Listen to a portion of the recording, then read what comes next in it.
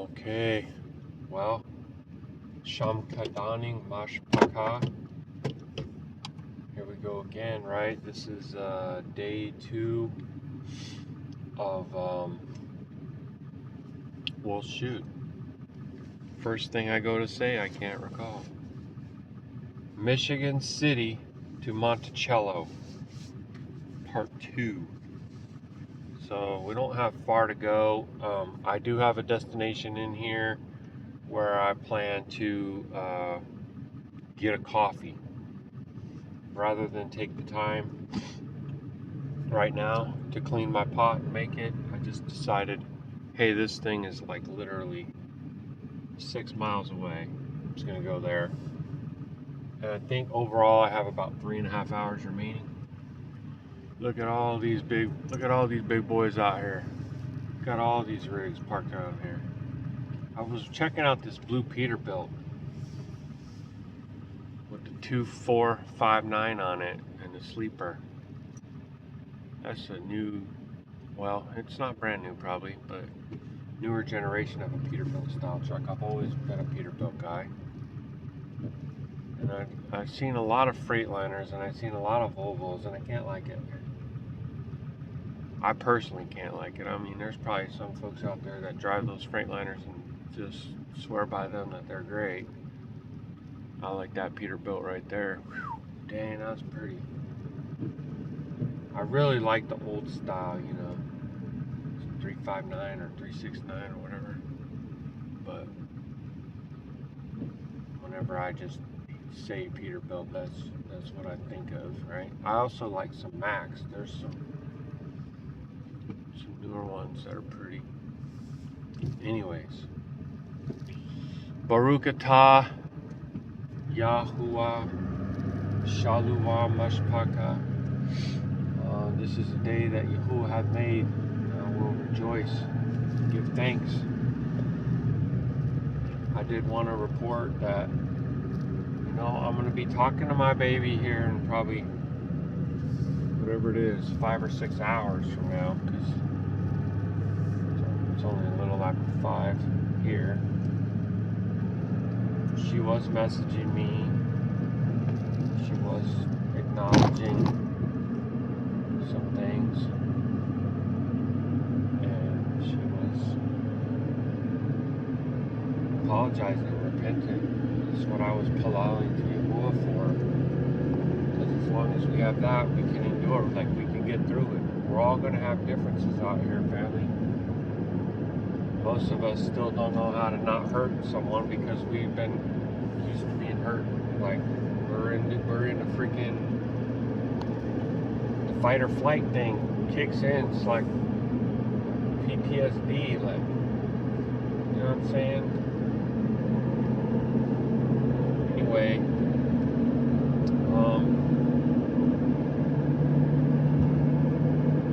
it's scary because some of the things that were said were very like absolute and also very what's a perspective when pessimistic, right? Very pessimistic. But I understand that she can have like emotional response and certain triggers just push her to where she's trying to learn how to control some things too. Yesterday I said that before we even had our other conversation, I was saying it about myself. So Yahuwah was already showing me. He shows me through my own self where I can have compassion on someone else. And Yahuwah is amazing. There's just no other way to say that. Let me get down the road here and get my coffee. I listened to Trump's speech yesterday, and boy, did I hear some things. such as something along the lines of the police being able to do whatever the H-E-L-L they want. Cash Patel coming on there saying 33. The Golden Dawn saying 88. Boy, I've been telling you guys, man. I don't know. I don't think people listen to me. I really don't. And, you know, who knows why? Some people probably ain't even giving me on here. I don't know, but he's been out here showing me the 33 and the 88 everywhere, all over the place, all the time. Exit, mile marker. It's just not like, oh, well, you're going to see all numbers at different points. Okay, yeah, I get it, but you wouldn't believe the frequency of the repetition. And you wouldn't believe the frequency that my eyes are drawn to, and that he's just like,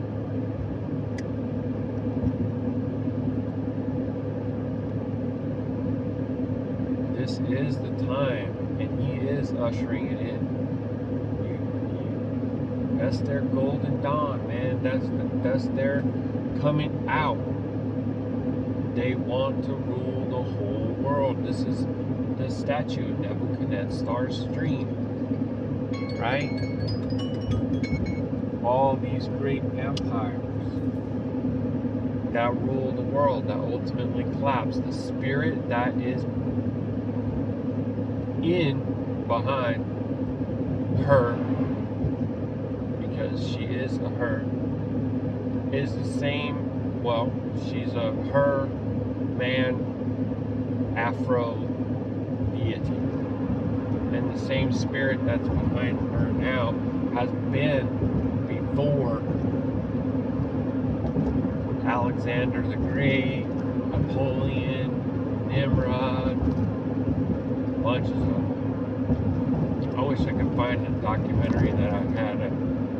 Not really a documentary, it was more like a truther. It was maybe like a Scottish guy, or I know he had a strong accent, but I can't recall what now. But he was showing in their artwork and in their statues how they're dual. They're blended, they're Baphomet.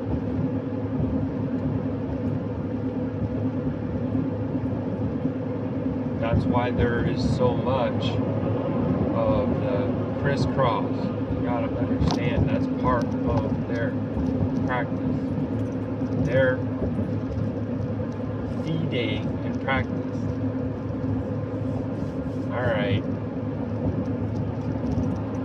Let me get off here and I'll get back to you shortly. Shalom. I just did want to say to my baby, if she watches this, I love you so much, honey, and I'm going to continue to fight to preserve the union that Yahuah has made. And the enemy's been trying everything to get in there and disrupt. Okay, I'm not the enemy, and you're not the enemy.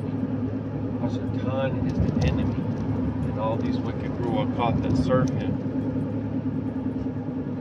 This is my exit right here. I love you, baby. Alright? Alright. Be back with y'all shortly. Shalom.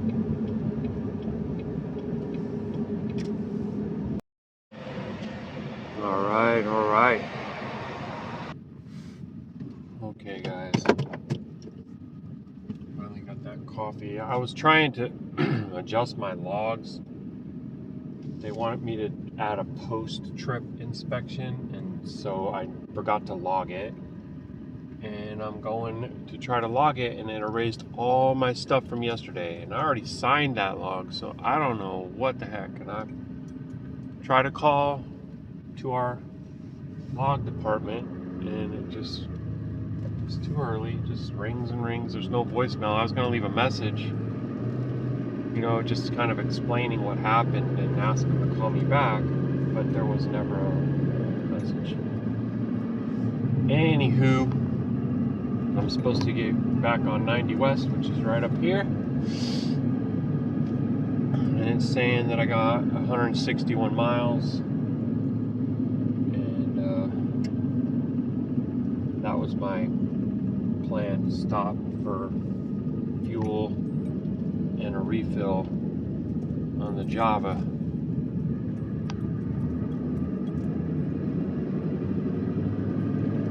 Alright, so I was going to go ahead and fire up this, whatever it is, man, presser, stage show, Golden Dawn, talking about how, you know, she wants to clean up DC and these different things. And before I could even get the video paused, the very first thing that he said was, excuse me, we need a ball room. You guys know who Baal is, right? Ball, like football, baseball, ballroom, basketball. See, some people just don't even know these things. Wink, tip, nod to for a mighty one, right? In many cases, their father, right? So I just wanted to, instead of trying to go back and relaunch the video all over again, I'm just going to tell you that he just said we need a ballroom. He didn't say Baal, he said we need a ballroom. Okay? How many people out there know what he's saying? Raise your hand. See what I mean? Where's all the hands at? They say this stuff right in front of your face, and they laugh and giggle and ha ha ha ha ha ha. He's such a stable genius. Stable genius. Mighty genie. Mighty demon. It's going right into your face. Anyways, let's let him say his things, and I'll try to point out when something stands out. Sometimes it's 2 hours worth of babble just to get 3 like really huge things, and yeah, some really huge things were said in this. This is laying a groundwork for just kind of like brown shirts, right? Just it's kind of a similar thing that happened.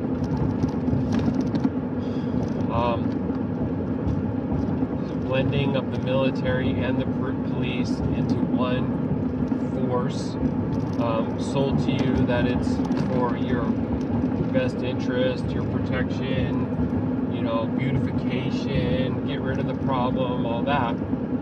But, you know, that's saying, right? So power corrupts, and absolute power will corrupt absolutely, or even completely.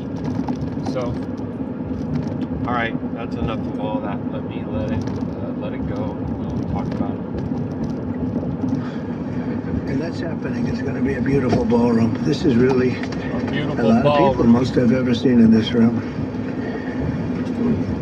And we're here for a very serious purpose. Very serious purpose. Something's out of control, but we're going to put it in control very quickly, like we did on the southern border. I'm announcing a historic action to rescue our nation's capital from crime, bloodshed, bedlam, and squalor, and worse. This is Liberation Day in D.C., and we're going to take our capital back. We're taking it back under the authorities vested in me as the President of the United States. I'm officially invoking Section 740 of the District of Columbia Home Rule Act. You know what that is? Even when he said we are taking our capital back, I don't know. Let me know in the comments what you think, because if you have a return, a resurgence of an old dominion, an old power that had lain dormant, but now is completely unrestrained, the hand of the restrainer is removed, all wickedness increasing on the face of the earth, the return in the flesh of these ancient powers. Who do you think that capital was originally built by? Who do you think these whole world buildings originally belonged to? Adam can't build that, bro. Adam cannot build that. And please stop saying Edom. There's no E in Abrith. Okay? If you look at the letters for it, it's the same letters for Adam, meaning mankind, meaning the unregenerate man, meaning the man who walks in the flesh, the man who looks at skin color and determines what tribe you are based on that. Because he can't see the Ruach and the spirit that's behind a person that says, this person loves Yahusha, this person guards the commandments, this person is my sibling. I don't care what your skin looks like, dude. I could care less, man. Ain't nobody that looks like me that just automatically my kin because they look like me. That's foolishness. All kinds of wicked folks comes in all kinds of shapes, colors, and sizes. Period. Y'all need to wake up, man. So when he said we are taking back our capital, how does that resonate with you? And let me know, all right? And placing the D.C. Metropolitan Police Department under direct federal control, and you'll be meeting the people that will be directly involved with that. How would you like to get an extra 20 miles with every fill? So of course we're gonna have to deal with these commercials. I apologize. This is probably one of the biggest stories that's out right now. So pop up commercials.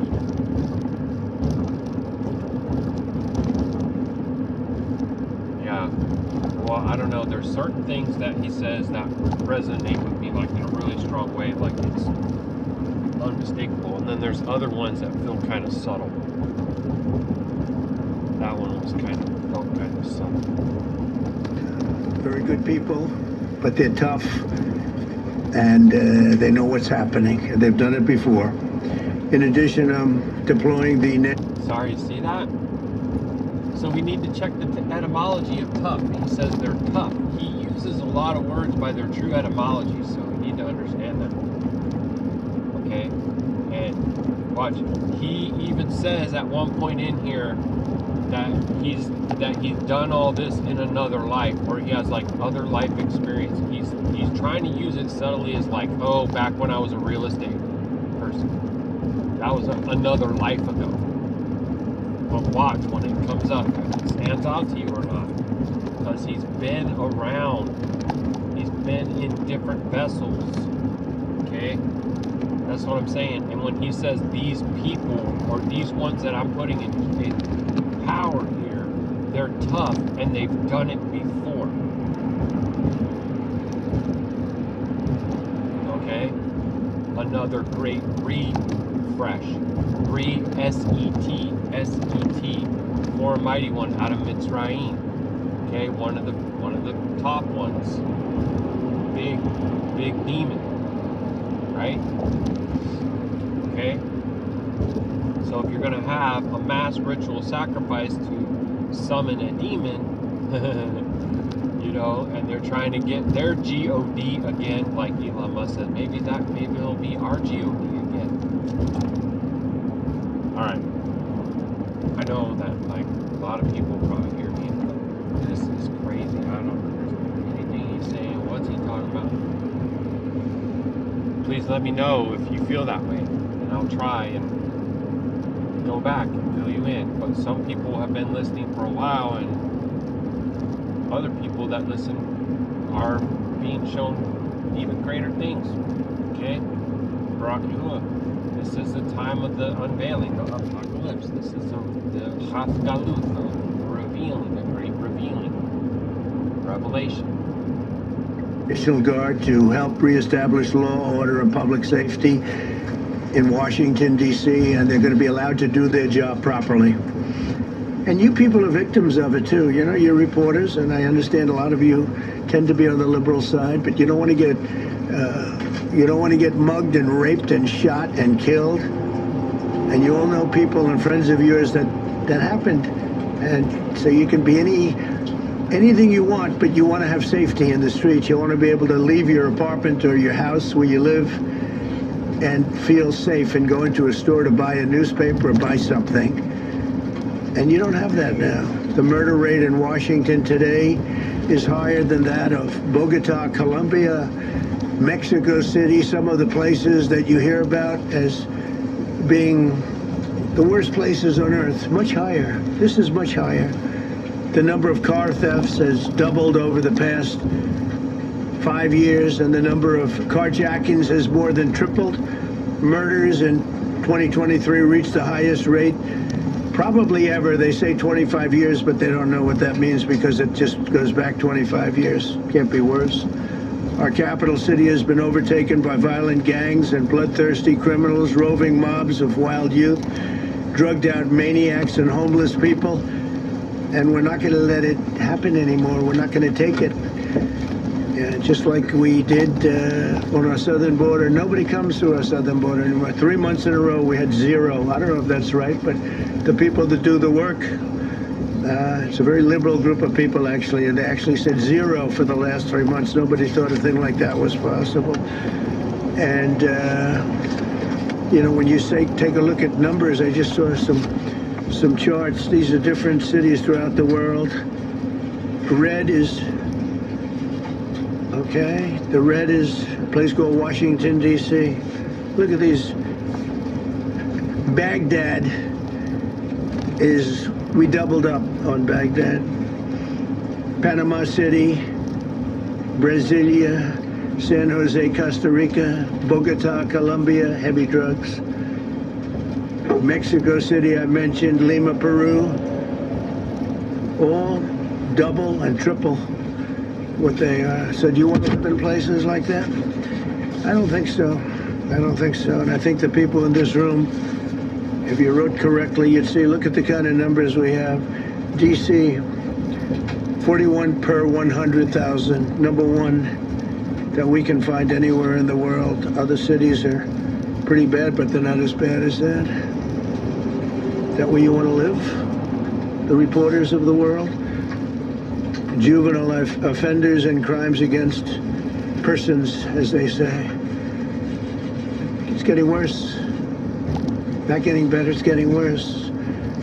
And we had a recent indication. There was a story about a man who was just left. He quit because he was asked to do phony numbers on crime. And we're going to look into that. I think Pam is going to be looking into that. But he was asked by the city, I guess, that we don't want to show the real numbers. Let me do numbers so it looks like it's going down. Not going down. And under Biden, it was a disaster. And nobody did anything about it. We're going to do things about it like you wouldn't believe. Every American has a constitutional right to be able to access...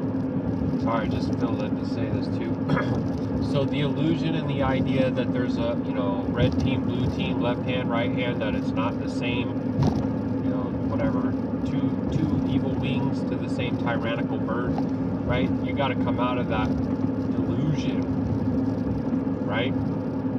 The same one that's up here saying we need to restore law and order is the same one that promoted the spirit of lawlessness since 2020. Okay, so this is just basically your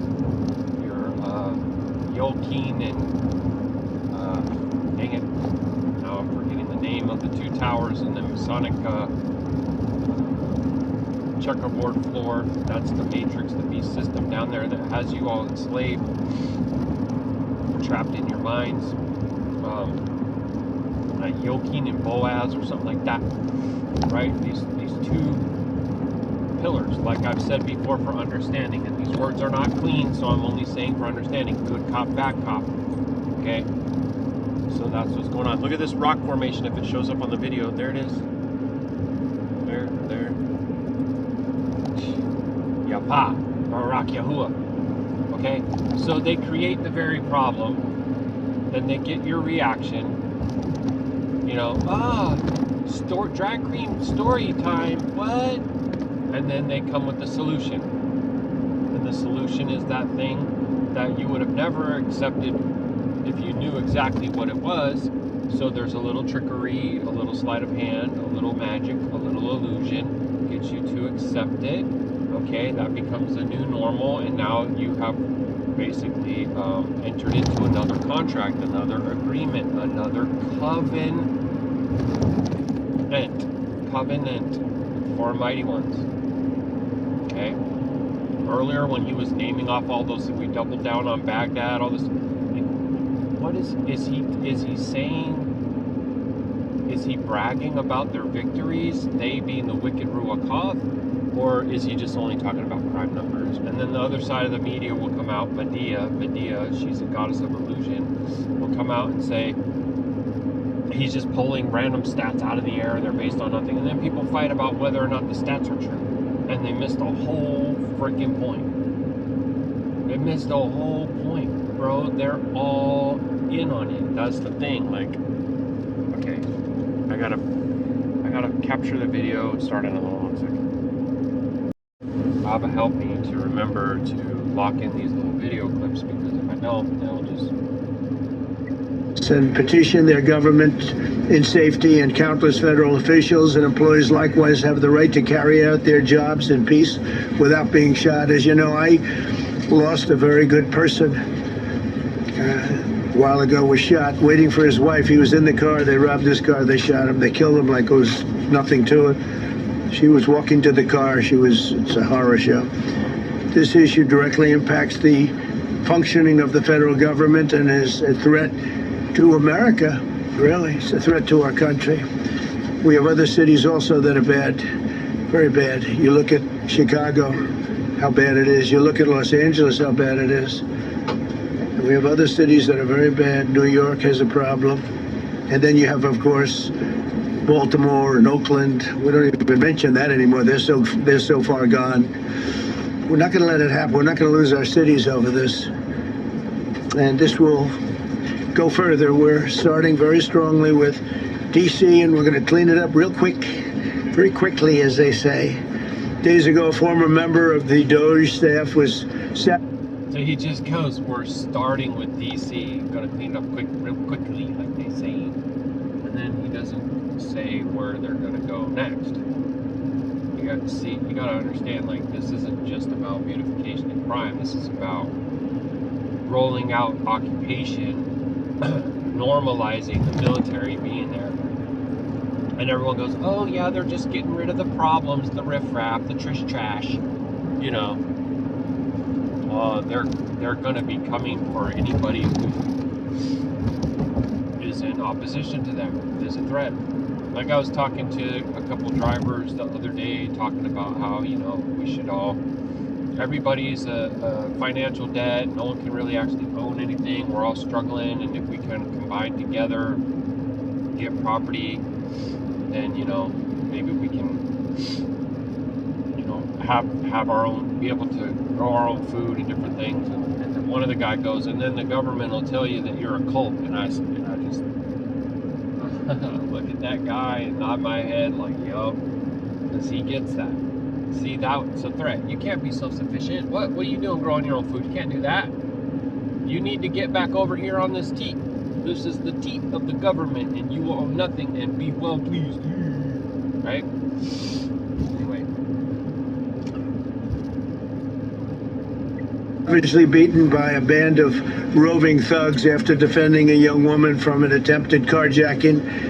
He was left dripping in blood. He thought he was dead, with a broken nose and concussion. Can't believe that he's alive. He can't believe it. In June, a 21-year-old congressional intern was tragically killed after being hit by a stray bullet in a drive-by shooting. A former Trump administration official named Mike Gill, fantastic person, was murdered last year in cold blood in a carjacking blocks away from the White House. We all knew him. Great person. Waiting for his wife as she was walking to the car. A Democrat congressman was also carjacked at gunpoint not far from the Capitol. And in 2023, an aide to Senator Rand Paul was stabbed in the chest and head by a demented lunatic as he walked down the street, just absolutely for no reason. Horrifically, last July 4th weekend, a 3-year-old girl was shot in the head and killed while sitting in a car near the Capitol. It's becoming a situation of complete and total lawlessness. And we're getting rid of the slums, too. We have slums here. We're getting rid of them. I mean, it was rolled out to be lawlessness. I could discern it and see it in 2020 when they started doing it. And the stuff goes back even farther, right? During the Baruk. I know it's not politically correct. You'll say, oh, so terrible. No, we're getting rid of the slums where they live. Caravans of mass youth rampage through city streets at all times of the day. There are ATVs, motorbikes. They travel pretty well. Entire neighborhoods are now under emergency curfews. Just this past weekend, gunfire went through, and you saw that, the Navy Yard. I saw it this morning. They saw that they fought back against law. See, they fight back until you knock the hell out of them, because it's the only language they understand. But they fought back against law enforcement last night.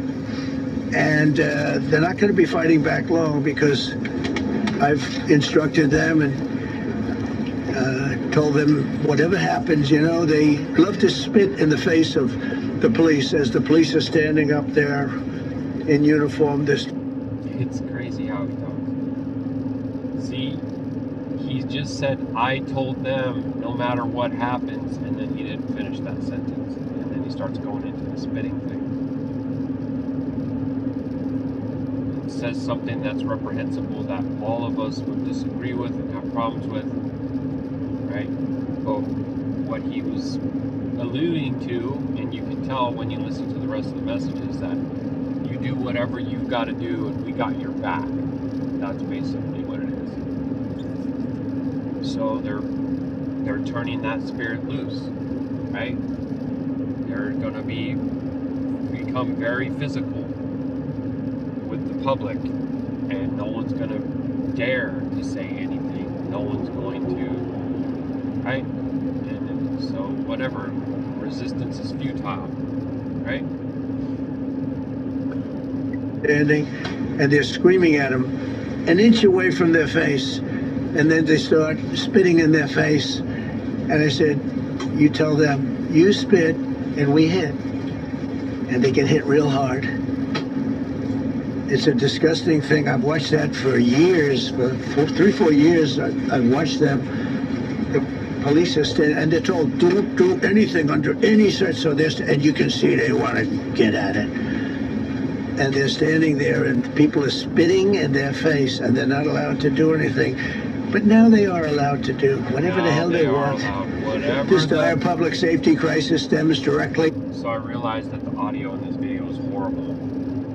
I listened to this whole thing yesterday, and it was clear, and now it's in my history, and I'm playing it, and his microphone is all staticky and overmodulated. So he said now they're able to do whatever the H-E-L-L they want. That's what he just said. Okay? So, beat down. Right? And going all the way back, I remember I was still in law enforcement in January of 2020 and after, but just go back to that far, go back even farther. And everybody was making all these cases about police brutality and police violence and over the top and everything. And it was in me at that time, I am ashamed to say, to try and find a way to defend it and be like, okay, well, we haven't seen the whole clip. Oh yeah, but what happened before that? And I would do that. And then it got to the point to where it was indefensible. I'm not defending this anymore. This isn't justified. Y'all are out of freaking control. And I saw all the young officers coming in that grew up watching bad boy, what you gonna do? What you gonna do when I come for you? And they had that respect my authority, like Cartman from South Park, right? They're messed up. They're kind of messed up in the head. I'm just telling you the truth. They've got a lick of common sense, don't really have no life experience, and then there they are, able to do their worst, and they do it. And then some of the older guys are like, man, I had enough of this. I can't take this anymore. I'm up out of here, right? And then all the people are like whipping out their cell phones and recording everything and being like, I don't have to give you my name, my rights. You're up on my rights. And I was like, I don't even know how you guys do this anymore. Like, you're just going out for a stupid noise complaint, and you got all kinds of people filming you and trying to start something, you know? But anyway, my point was that it became indefensible, and I've seen a lot more since then where I'm like, bro, what in the world? And it's crazy too, because some of these people have training, but you see once they snap, they're freaking loose cannons, boy. They're popping off. Bing, bing, bing, bing, bing, bing, bing, bing, bing, bing, bing, bing, bing. Okay, hello, you gonna stop now? You know? You ain't even cut from the same kind of cloth at all. You know what I'm saying? You think of a hard-nosed, no-nonsense sheriff back in the day, all in order. I mean, if he took a shot, that shot counted. It wasn't like freak-out frenzy time. I don't know.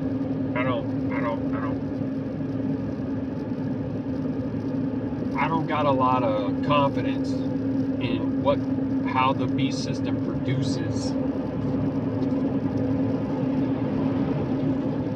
how it trains and raises up and prepares. I don't have a lot of confidence in any of that. All right, just wanted to share that from my own little perspective, whatever it's worth. Falls on deaf ears, anyways. From the abject failures of the city's local leadership, the radical left city council adopted no cash bail. By the way, every place in the country where you have no cash bail is a disaster. That's what started the problem in New York, and they don't change it. They don't want to change it. That's what started it in Chicago. I mean, bad politicians started it, bad leadership started it, but that was the one thing that's central: no cash bail. Somebody murders somebody and they're out on no cash bail before the day is out. We're going to end that in Chicago. We're going to change the statute. I spoke with Pam and Todd and everybody. We're going to change the statute, and I'm going to have... See, again, no cash bail is another example. They created the problem in the first place. Right? And then everyone sees how unwell it is, and now they're able to sacrifice it at the altar of, I'm here to help. Right? Oh, we're going to get rid of that. You just got to let us do this other thing that we're wanting to do. And most people are like, yeah, do it. Yeah, get rid of that riffraff. You know? And then they're coming for anyone who's out here who speaks any kind of truth, who shines light on any that they're doing, right? You just get rounded up with the illegals, you know? That's all. We'll just have a quick trial. Quick smog, quick trial, quick math, quick, off with his head. Right? It's so pretty out here. There's all this misty, foggy stuff everywhere. To get the Republicans to vote, because the Democrats are weak on crime. Totally weak on crime. They don't know why. They want to stop because they get mugged too. But we're going to change no cash bail. We're going to change the statute and get rid of some of the other things. And we'll count on the Republicans in Congress and Senate to vote. We have the majority, so we'll vote. We don't have a big majority, but we've gotten everything, including the great, big, beautiful bill. Got that done, and that's one of the greatest things that's ever happened to people in this country. They're starting to figure it out, how good it is. Biggest tax cut in it. BBB, big, beautiful bill. Bunker buster bombs. Better Business Bureau. Let's see. There's all the ones that I forgot. I don't know what the significance really of that is. I'm still seeking that before I show. So many things. but we'll be able to get that done. So Todd, if you and Pam can draw up things working with the people, I'll get it passed. We'll get it passed with the Republicans. Probably won't get, think of this, probably won't get one Democrat vote because they have no idea what they're doing. That's why they want men playing in women's sports. That's why they want transgender for everybody transgender. And they just got walloped in an election, in a landslide, and they haven't changed one thing. I saw the other day that certain gentleman who was a very well-known politician, Democrat, was fighting like hell that men should be allowed to play in women's sport. They just don't get it. They said it's an 80-20 issue, and I think it's a 97-3 issue. And I don't know who the three are. I've never heard anybody nobody's ever come up to me, sir, you have to let men play in women's sports. You have to do it, sir. Nobody's ever approached me. I don't know where this issue even comes from. Never seen anything like it. But they turned our nation's capital into a sanctuary jurisdiction. That's the other thing. We have to get rid of sanctuary cities as quickly as possible. We're going to do it, too. We have to. Because it's sanctuary for criminals. Releasing illegal alien gang members onto the streets in 2022, nearly 70% of criminals arrested in Washington went unprosecuted. That's not going to happen with the group we have standing aside and standing behind me. And at the Metropolitan Police Department, it's now reached a small number relatively compared to what it was, but it's thousands of people. You know, we have thousands of police. I was told today, sir, they want more police. I heard a number, 3,500 police. That's a lot of police. 3,500.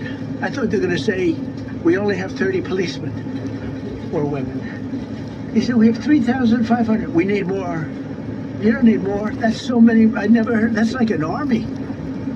How could you need more than 3,000? It just happened 2 minutes ago. Sir, they've requested more police. Oh, what do they have? About 3,500. I said, 3,500? This is not a big area. It's ridiculous. What you need is rules and regulations, and you need the right people to implement them. And we have the right people here, that I can tell you. Look at the border. Biden said, there's nothing you can do. Kamala was the border czar. She never called one of the Border Patrol agents who are great. ICE is great. Never spoke to anybody. Never went there. But she was the border czar. And everybody said it was impossible to fix. I fixed it in 3 months. No, really. I fixed it the first week, but really fixed it over the last couple of months. And I mean, literally to a point where, as I said, 0 illegals entering our country in the last 90 days. Pretty amazing. It's time for dramatic act. See, that looks really pretty right there too.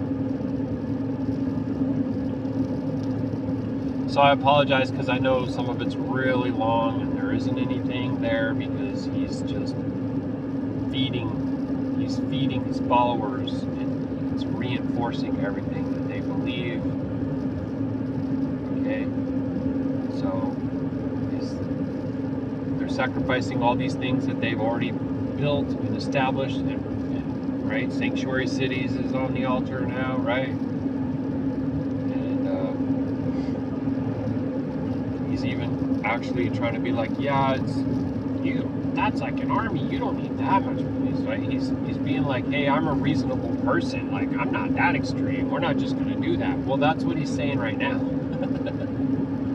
Right?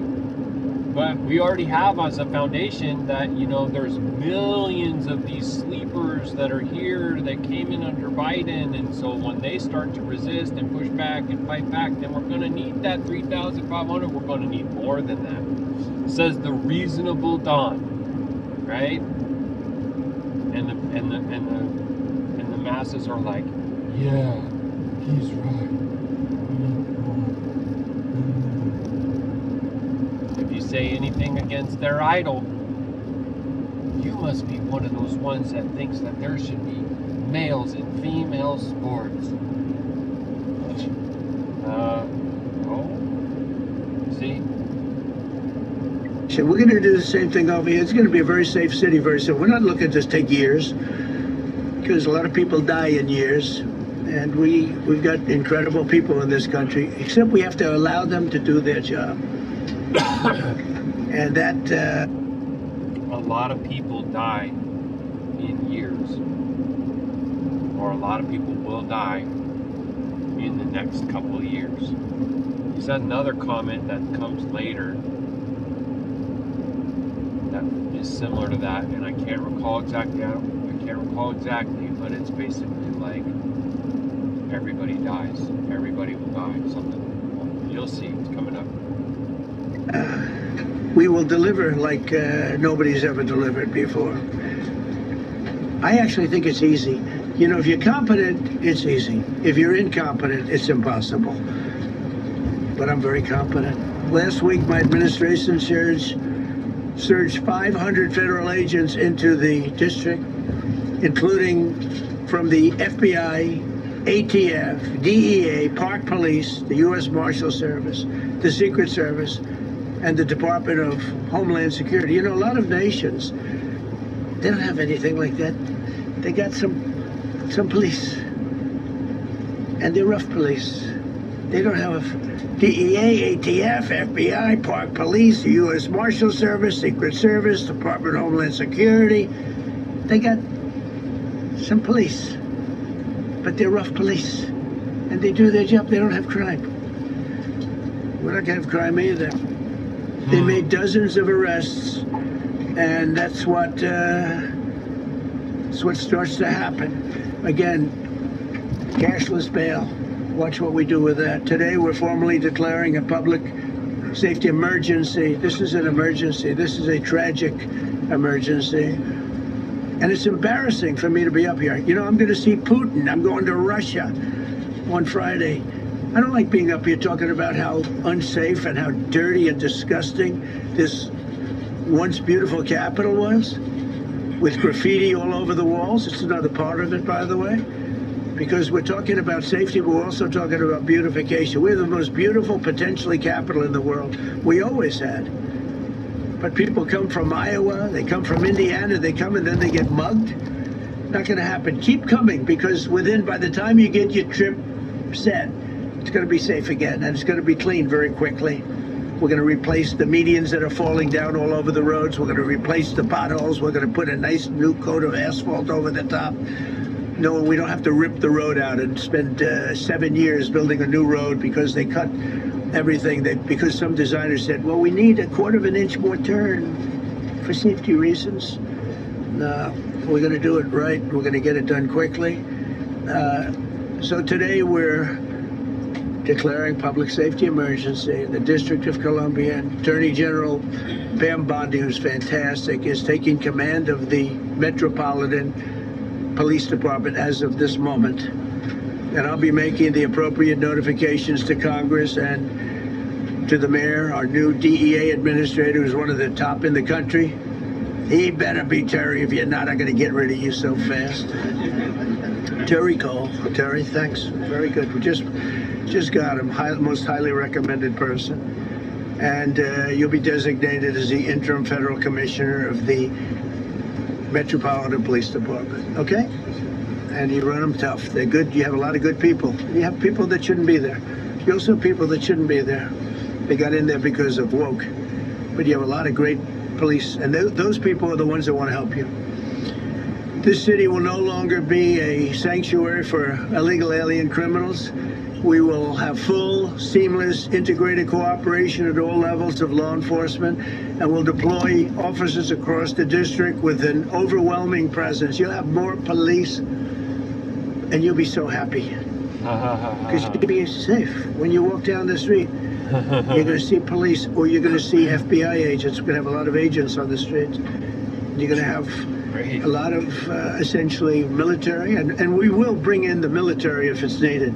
By the way, we're going to have National Guard, but Pete Hegseth will tell you about it. We will bring in the military if needed. People say, "Oh, that's so terrible." He's going to bring in. It's been used many times over the years. I don't think we'll need it. I think we've got so many great people, including the people that are in the police department with proper leadership. They'll immediately begin massive enforcement operations targeting known gangs, drug dealers, and criminal networks to get them the hell off the street, maybe get them out of the country, because a lot of them came into our country illegally. They shouldn't have been allowed in. They come from Venezuela. They come from all over the world. We're going to get them the hell out. They won't be here long. But some of these people, a lot of them, are homegrown criminals. And these are bad people. These are rough people. And this is just a list of some of the people that were given to me today that were criminals removed from the D.C. streets this weekend. They were rough and tough, but we're rougher and tougher. Look at these people here. Nothing, you know. They're not going to be your local school teacher. Look at this guy. He has killed people numerous times.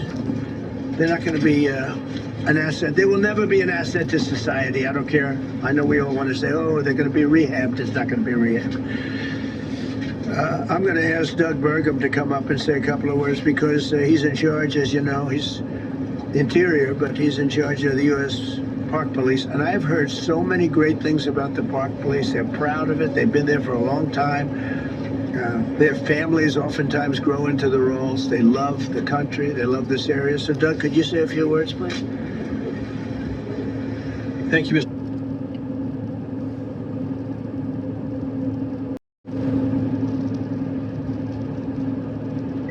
President. On behalf of the U.S. Park Police, this is the oldest federal police force in the nation. They were formed in 1791 by none other than President George Washington. They've got the awesome responsibility of protecting our nation's most sacred monuments. Sorry, not really, but if you haven't looked and seen the statue of him in the pose, it's written on there. I think it says the title, like First Mason, above the title of First President. He's got some kind of Roman sword in his hand, and he's sitting in a pose the same as the statue of Zeus. Anyway, there's a lot more to that than they taught us in school. That's for darn sure. Right? Okay. National Mall, Washington Monument, Jefferson Memorial, Lincoln Memorial, Statue of Liberty, and out west, the Presidio and the Golden Gate area. These folks have tens of millions of visitors a year, the kind of people that President Trump's talking about that come from around the country and around the world to see our sacred and learn about our history and our sacred monuments. They've been doing a fantastic job, but they are so pleased, the rank and file, that President Trump is now allowing them to enforce the law. As those of you that live in the city may know, that the circles and the triangle parks that are spread throughout DC are actually federal park property. So the U.S. Park Police also have responsibility for that. These became littered with homeless camps under the Biden administration. All of you saw that. Since President Trump's executive order on March 27th, making DC safe and beautiful again, the U.S. Park Police have removed over 70 homeless camps. And President Trump also talked about beautification. They're stopping and enforcing the laws against graffiti on our monuments. They've removed over 80 specific attacks against our history with graffiti on our monuments. So they continue to do a great job, whether it's in their vehicles, on foot, or on the mounted police that you see around the National Mall. And President Trump, they thank you. The rank and file is so happy to be enforcing the law again. Thank you for your leadership, and they're excited about the announcement you're making today. Thank you very good. Great job you're doing. Thank you very much. Pete, could you say something about the military, if you would? Well, Mr. President, it's an honor to be here. And at your direction, this morning, we mobilized the D.C. National Guard. It'll be operationalized by the Secretary of the Army, Dan Driscoll, through the D.C. Guard. You will see them flowing into the streets of Washington in the coming week. At your direction as well, sir, there are other units we are prepared to bring in. Other National Guard units, other specialized units. They will be strong, they will be tough, and they will stand with their law enforcement partners. This is nothing new for DOD.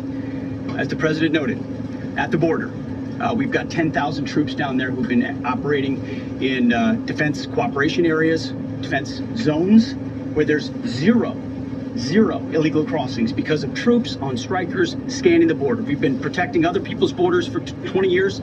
It's about time we protect our own. and we're working with ICE and CBP. In Los Angeles, we did the same thing, working with the California National Guard, working with ICE officers. ICE officers deserve to do their job and not be attacked. We will work alongside all DC police and federal law enforcement to ensure this city is safe, this city is beautiful, and as I always say about President Trump to the troops, he has their back. And my message to the National Guard and federal law enforcement in Washington is, we have your back as well. Be tough, be strong, we're right behind you. Thank you, Mr. President.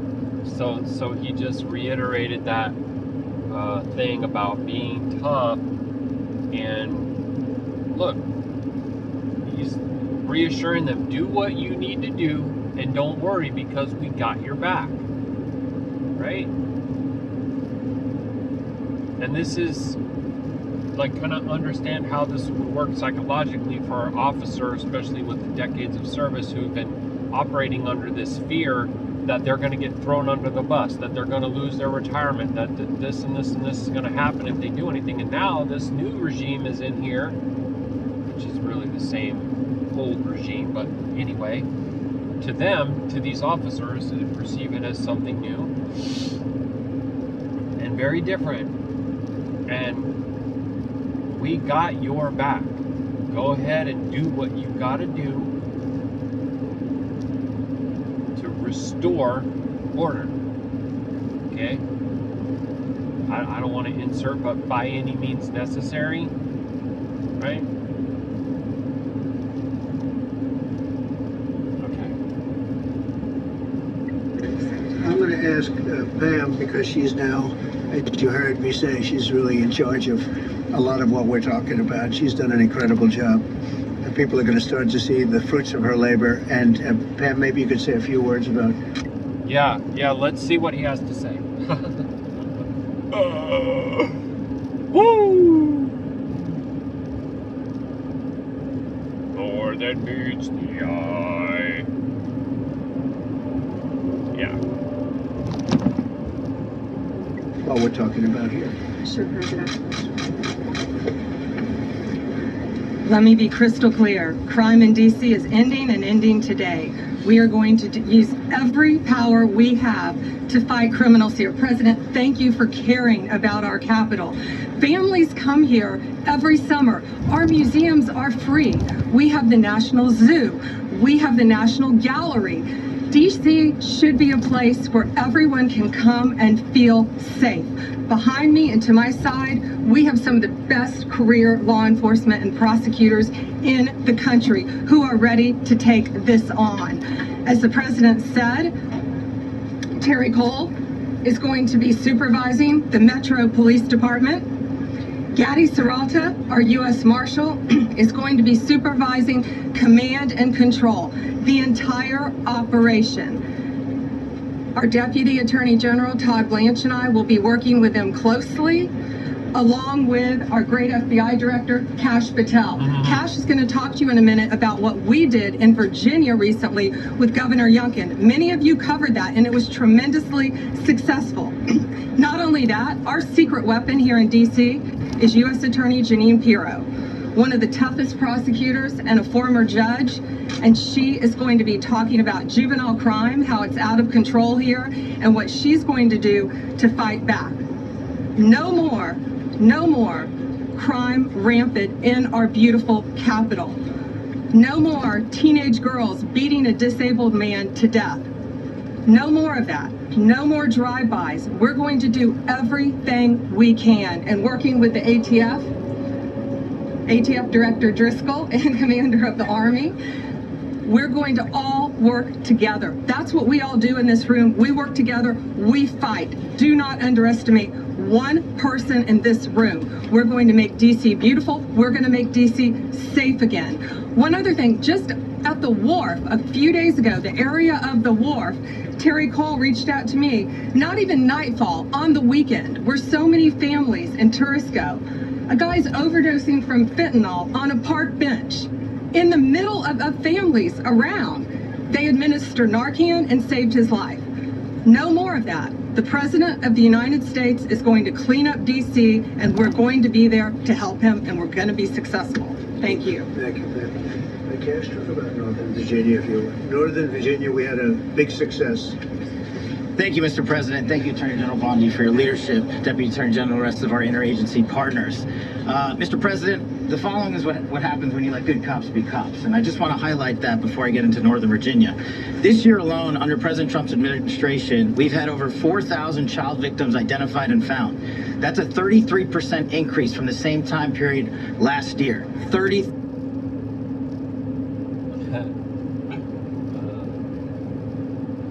Like at what point? I'm always amazed, man. Some people cannot see patterns. Like they can't. I don't know. I don't get it. Go all the way back to 2020 when I put out that video with Mr. Gates from Sheol, and headline after headline after headline after headline after headline after headline after headline. 33 this, 33 that, 33%, 33 more, 33, 33, 33. Right? And people that I love, that I know, pop in and watch different things from time to time. Head in the sand like a damn ostrich. Freaking breaks my heart. Okay? You want to talk about graffiti? You want to talk about marking your territory? Yeah, we were here. We own this. This is our stuff. Okay, see, just so happens to be that he's going to come up there and say 33%, right? Oh, okay. Nothing to see here, folks. Move on. Come on, guys.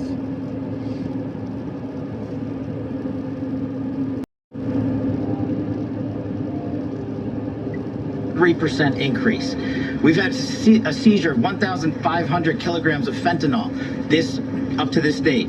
That is a 25% increase since the same time period last year. And just to put it in perspective, 1,500 kilograms of fentanyl is enough to kill 115 million Americans. 115 million Americans. Cops are getting after it. The FBI has arrested 19,000 people this year alone. Thanks to President Trump's administrations, that's double than where we were this time last year. And we have also arrested 1,600 people who have committed violent acts against children. 270 of them are human traffickers of children. Mr. President, this is what happens when you have great leadership at the Attorney General with Pam Bondi, your administration's priority of protecting the homeland and protecting American citizens and protecting our children, and the murder rates are plummeting. We are now able to report that the murder rate is on track to be the lowest in U.S. history, in modern recorded U.S. history, thanks to this team behind me and President Trump's priorities. And how do we do it? And what are we going to bring to D.C.? What we did in Northern Virginia, thanks to Terry Cole and Governor Youngkin and the team, we stood up a task force out in my Northern Virginia field office, and we said, let's let good cops be cops, let's get them the intelligence and what they need, and let's get the red tape out of their way, and let's get DOJ partnered up with us to bring great prosecutions, and that's exactly what we did. In 1 month, we arrested 545 violent felons. 545 in the state of Virginia, thanks to Governor Youngkin's partnership. And that simplicity in law enforcement is what's coming to Washington, D.C. When you let good cops be cops, when you give them the intel they need, when you work with our Homeland Security Task Force, when you work with Terry and Gaddy and I go way back to Miami, these guys are great leaders of the respective departments and law enforcement capacities. And when you have the DOJ and President Trump driving behind this mission, we are going to clean up Washington, D.C., and we're going to do it the right way, the lawful way, and we're going to make sure Washington, D.C. is safe again. Thank you, Mr. President. Thank you, Attorney General. Thank you very much. Thank you, Cash. So, the process begins right now. It actually started over the weekend, and we confronted a lot of very bad people. But it's going to be something that will be pretty amazing to you as you watch it. And I think most of you say it's a beautiful thing to do it right. We're going to be removing homeless encampments from all over our parks, our beautiful, beautiful parks, which now... So something else that Abba's shown me that I needed to kind of see firsthand. Like, I go to these different areas, these rest areas, and I spend the night, and I'm around shady characters. Some of them really are a threat, so to say. Oh, look, TA, exit 88. Imagine that. So, some of them aren't though, y'all, right? Some of them are just chewed up and spat out by this beast system. Some of them are without work because they refuse to comply with governor mandates that violated their beliefs in what they should put into their body. Okay, you don't have to put that into your body, but you can't work here. I'm just saying. And I was in California, the rest area, which is like, to me, the last place I want to be, for real. The parking lot filled with people sleeping in their cars, and they ain't all travelers. One of them that was right behind me was a man with his daughter sleeping in the camper covered part of the truck bed, and you could tell the way their little camp was arranged that they had been there for a while. And there was a lady that was there that was feeding the cats, and she came by early, and then she came by again like 6-8 hours later. She's been there like all day. Okay. I think that the Father was showing me that not to judge a book by its cover. Not everybody that's quote unquote homeless or in a homeless camp is an unclean person. Just some trash that you need to get rid of. Just round them all up and put them in alligator Alcatraz or whatever. I don't know. Now there's a new one in Indiana too, speed something. And so it's amazing, like most people can't see how we're following a pattern that's been played out historically time and time again. This land is basically, just think of the Roman Empire, right? Was it really any different in the Greeks, or I don't know, Mao's China?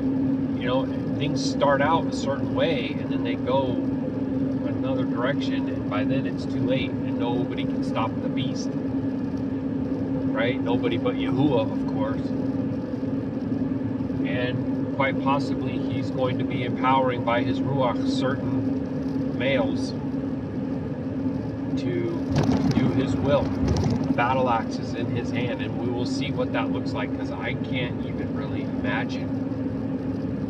Because like the scripture says, who is able to make war with the beast? It's hard to imagine what any of that looks like, but ultimately he will destroy the entire thing with the breath of his mouth. And Baruk Atah for that. Baruk Atah for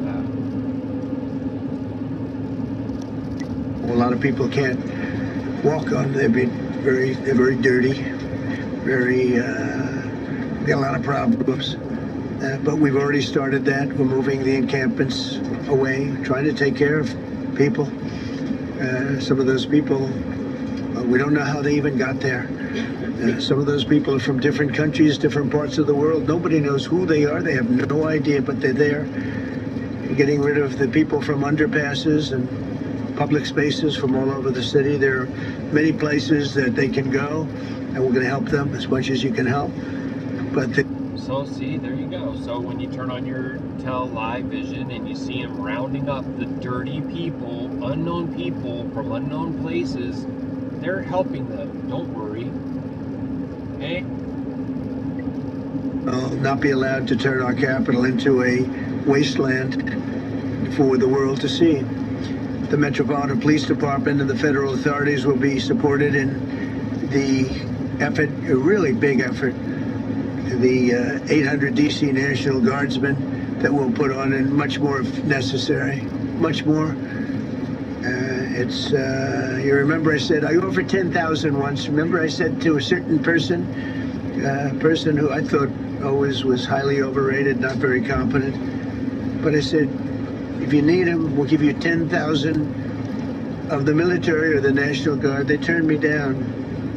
but if necessary, we're going to move service members directly to joining the guardsmen, and that'll take place very rapidly, and that'll be done in conjunction with Pam and with Pete and everybody else. Washington, D.C. should be one of the safest, cleanest, and most beautiful cities anywhere in the world, and we're going to make it that. We're going to make it safe. We're going to make it smart. We're going to make it beautiful. So beautiful. Some of the buildings, we're going to add to it. You see what we've done at the White House. This White House is a whole different building. I do that in my part-time because it's a natural instinct as a real estate person. I was very good at that, and I was very good at fixing things up. I like fixing things up. You see what's happening. The marble floors are being reinstalled, renovated, fixed. The whole place is becoming very beautiful. We're going to be adding a magnificent ballroom, most beautiful ballroom I think anywhere. We need it.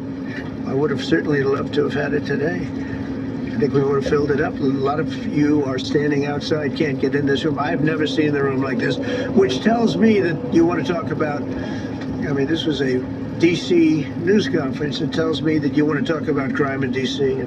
and beautification of D.C., but I'm going to put that's easy. It's another commercial. Actually, Baruk Atah, we haven't had a commercial in quite a while, so gotta have it. Yeah, you gotta have that ballroom, bro. Temple to Baal. Priests of Baal. Yeah.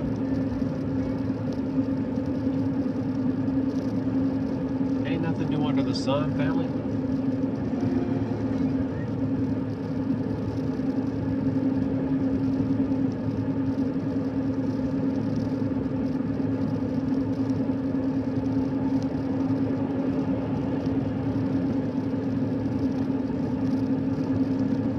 Search the scriptures and see how the Qadashayam of Yasharal dealt with the priests of Baal,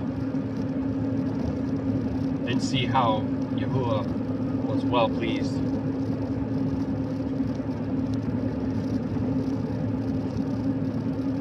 See how the sons of Yashar'Al dealt with those who defiled Dinah.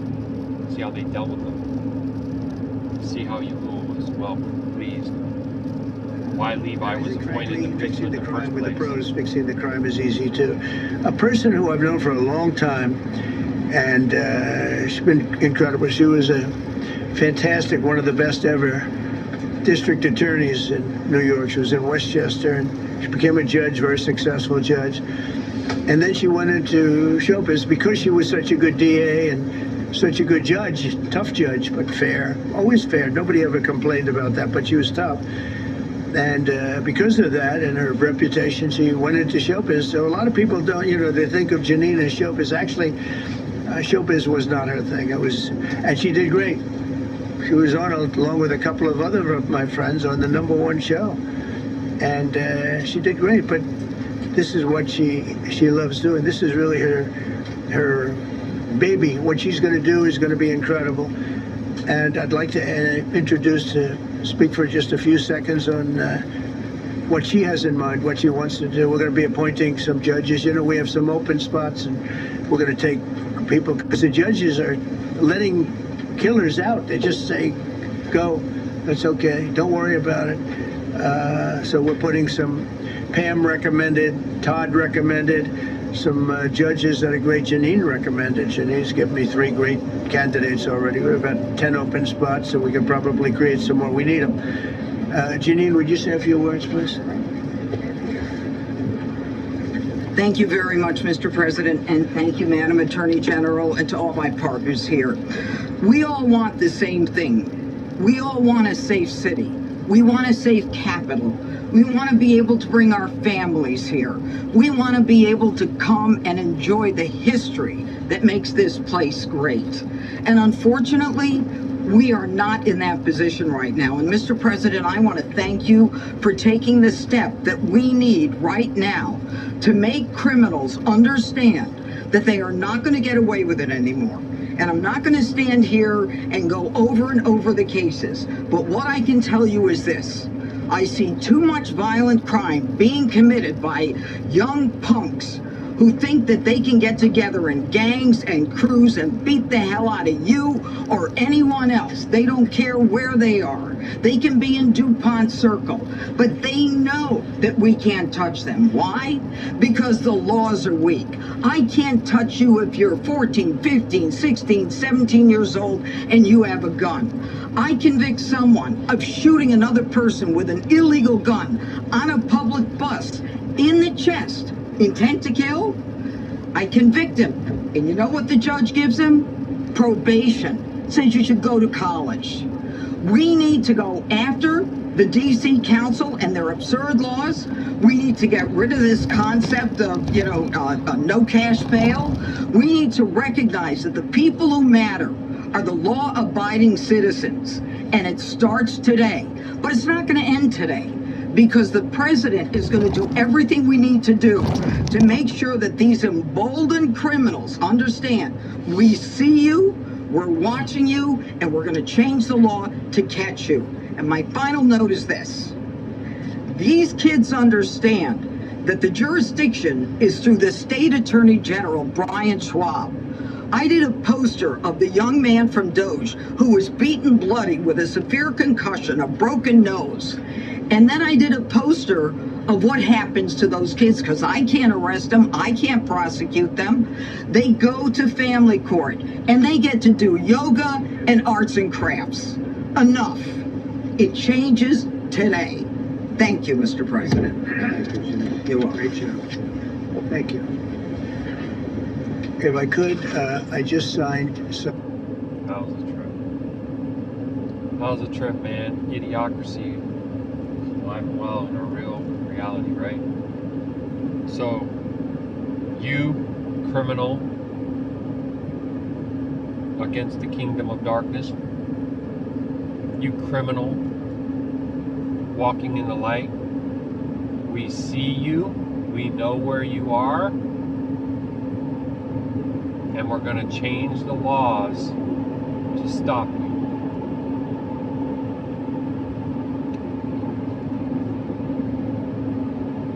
Said, see, look at that place. Even that kind of a thing. Dang, bro, look at that. That is awesome.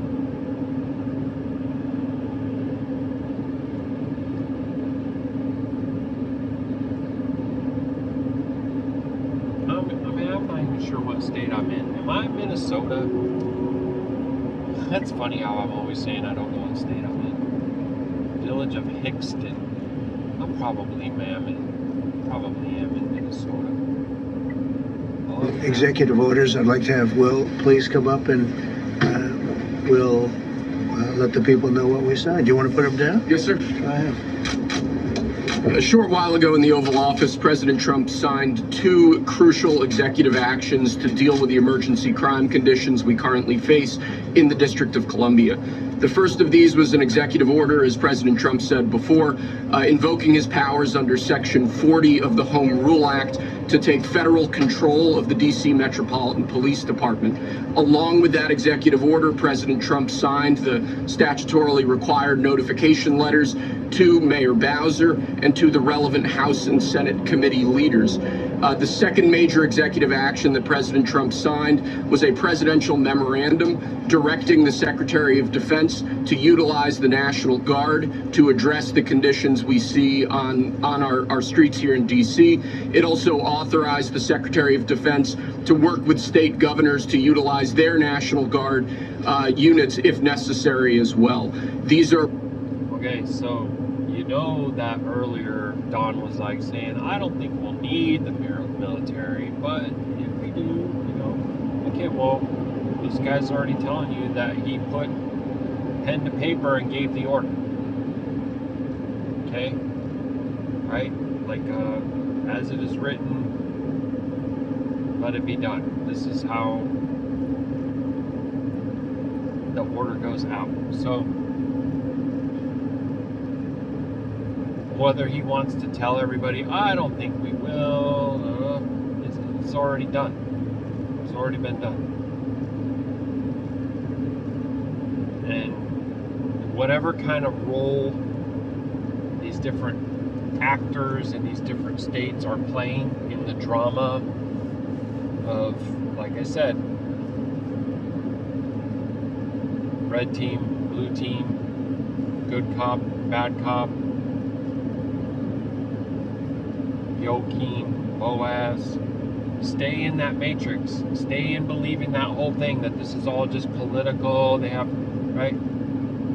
You will miss the point that it's under one mind. Why I try to always point out, Psalm 2 says, the kings of the earth conspire together. You can look at it as the governors of the states conspire together. The senators in the Congress conspire together. You're believing in the drama that's shown in the wrestling TV show. Oh yeah, Macho Man Randy Savage. What you gonna do, brother, when the Hulkamaniacs go wild on you? You believing that they're not getting their scripts from the same place, getting their paychecks from the same place? Then you are a fool.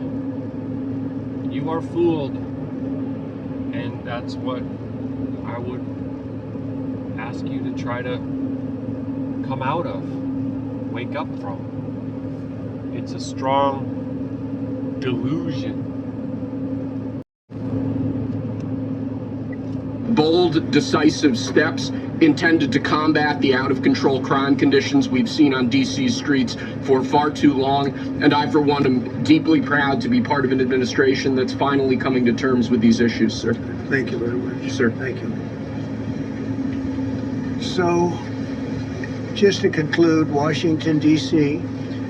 should be one of the safest, cleanest, most beautiful places anywhere in the world. It was years ago.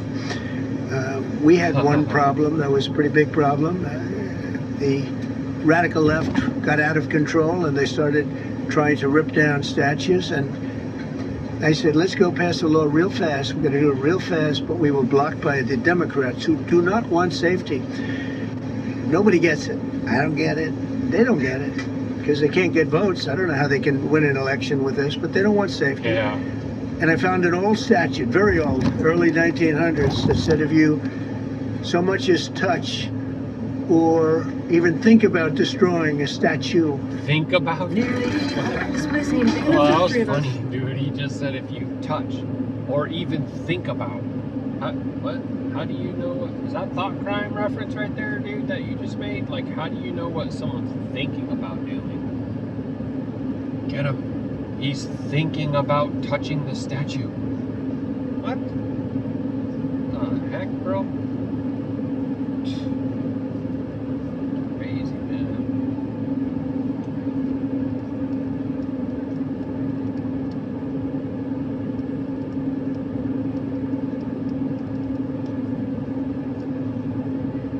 This is making me think for a second, too, how I think the scripture talks about how this strong anti-Mashiach spirit in the last day will be loved by everyone. And so some people will say, well, oh, it's definitely not Barack because not everybody loves him, or it's definitely not Trump because not everybody loves him. But if they go and round up anybody who doesn't, and they just start disappearing, then I guess that would kind of lead to everybody who's left, right? You better love them, or you're going to also disappear. And you've seen that before in some different places throughout history, right?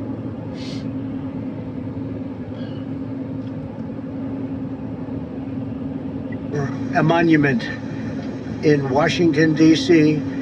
You go to jail for 10 years with no probation, no anything. In other words, slightly different than we have today. Today we have cashless bail. There you get jailed 10 years. No curtailed sentence, 10 years. And we took it out. Nobody used it. It was never used because, it was harsh. And you remember they started to rip down the statue of Abraham Lincoln. I said, that's a tough one to rip down. He was pretty good, Pam. I think he was pretty good. When the ropes started going around Abraham Lincoln to pull him down, Andrew Jackson, others, and they were heading to the Jefferson Memorial, Thomas Jefferson. They're going to do a big number there. I said, it's time. Like, I have to admit, even when that was happening, I was triggered by that. Because I was still in that mindset. Bro, that's like idolatry. Those are idols. You're going to find in the scripture that Yashar'Al is commanded to tear down idols. And I'm like, how dare they defile that statue? And we're programmed to believe that these are some of the most, clean and noble and upright people in history, but it's not the truth. And no, I'm not aligned with that other side or that other group. I'm not some liberal progressive person in disguise or something. There is a reality. There is a group of us who don't align with either side of that whole thing, okay? That's the whole point of what it is to come out of that strong delusion. Is that you don't have to choose a jersey and be in the game. You don't. You can just come right on out and not be a partaker in it at all.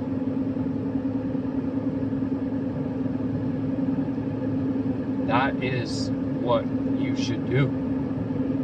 Okay? Because it is a form of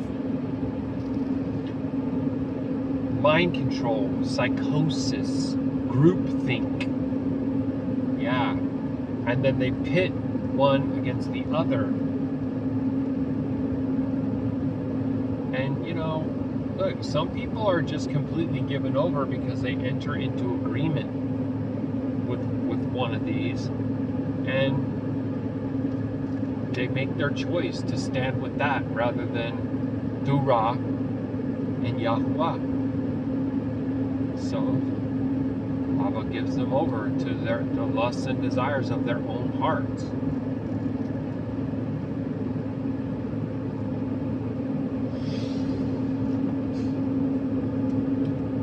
Baruk Atah.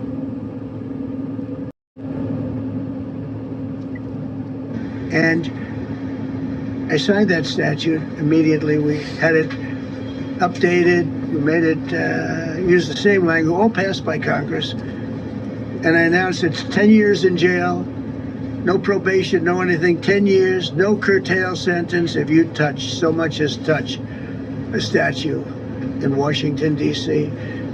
And it was an amazing sight, beautiful sight. Everybody just left. The ropes were hanging around Andrew Jackson, and there were 2 ropes around Abraham Lincoln. They left the rope, but everybody just left. And that was the last problem we ever had. That was the last problem that we ever had with the statues. They were going wild, and somebody came to me and said, "Sir, in 1910, I don't want to give you an exact because you'll say Donald Trump gave us wrong dates around like early on. If I'm slightly off, they make you sound a little bad. So I won't put myself in that position. I won't put you in that position because I think everybody agrees with what we're doing today. But when I signed that thing, it was like a miracle. Everybody left. They were gone. They were starting to march down. They started the march toward Thomas Jefferson. And I figured he was always going to be safe. But they found something with him, and they found something with Abraham Lincoln.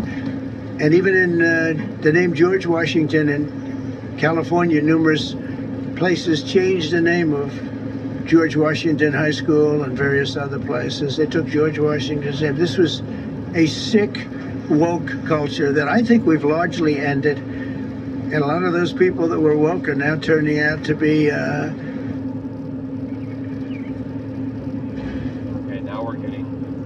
commercials at a higher frequency. So just a moment, we're doing another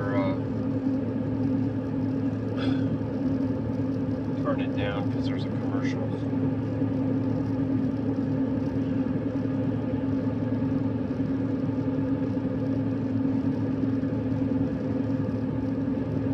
Baruk Atah, we've already gotten a lot, but there's a few more big bombs coming up.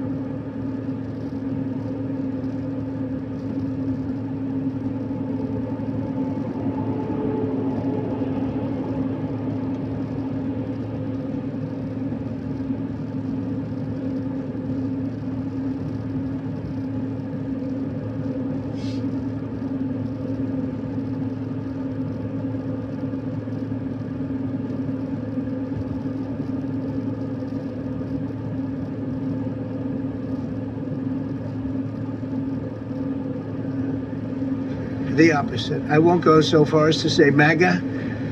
It's a very special category, but they've gotten out of that. But we have people that love this country, and they love this really beautiful capital. It is. I flew over it the other day, and I said, "What a beautiful place!" But if there's crime all over the streets, when you get there, it doesn't look so beautiful. But we're going to make it beautiful again. We're going to fix it with crime, and we're going to also, as we're doing that, we're going to start doing things that we know how to do, that I know how to do better than anybody, I guess, because of my experience from previous life. Okay, there was a huge one right there. The hospital is exit 88. All this stuff is exit 88. So I'm passing by exit 88 right now. All the stuff that I know how to do because of my experience in a previous life. Whoo, boy, boy, boy. Meet the new boss, same as the old boss. Been here before, doing this. Now I'm trying to think. Rolling Stones, right? Sympathy for Hashatan, and I was there when this, I was there when that, I was there when this, I was there when that. See, so I'm here again now, and don't you guys worry. I know what to do. I've done it before. See? It's a new age. It's a new dawn. The return of their false light, Apollyon. Man, may somebody out here see this. Somebody let me know.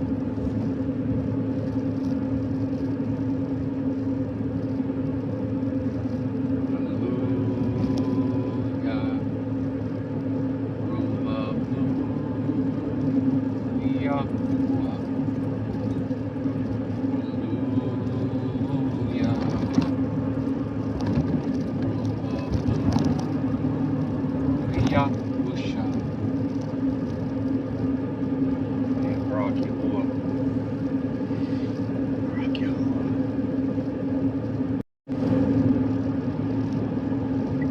But not only are we stopping the crime, we're going to clean up the trash and the graffiti and the grime and the dirt and the broken marble panels and all of the things they've done to hurt this city.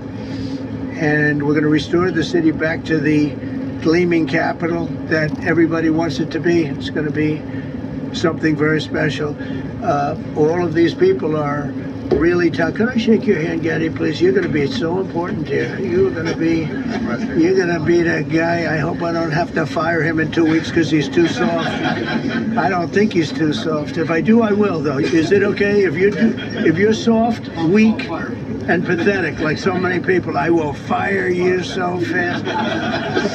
You're not going to have to worry about that. No, I think you're going to do a fantastic job. And everybody in this room, they may not express it, but they all want that to happen. You know, they want to be safe, and they have families too. So it's an honor to have such a large group. I've done this for years now, hard to believe. I've never seen this room so packed. In fact, I'm sure it's a violation of every fire code. But we'll let you stay anyway. You're taking a chance. And with that, we'll say, maybe if you could, oh, wow. We could be here all day long.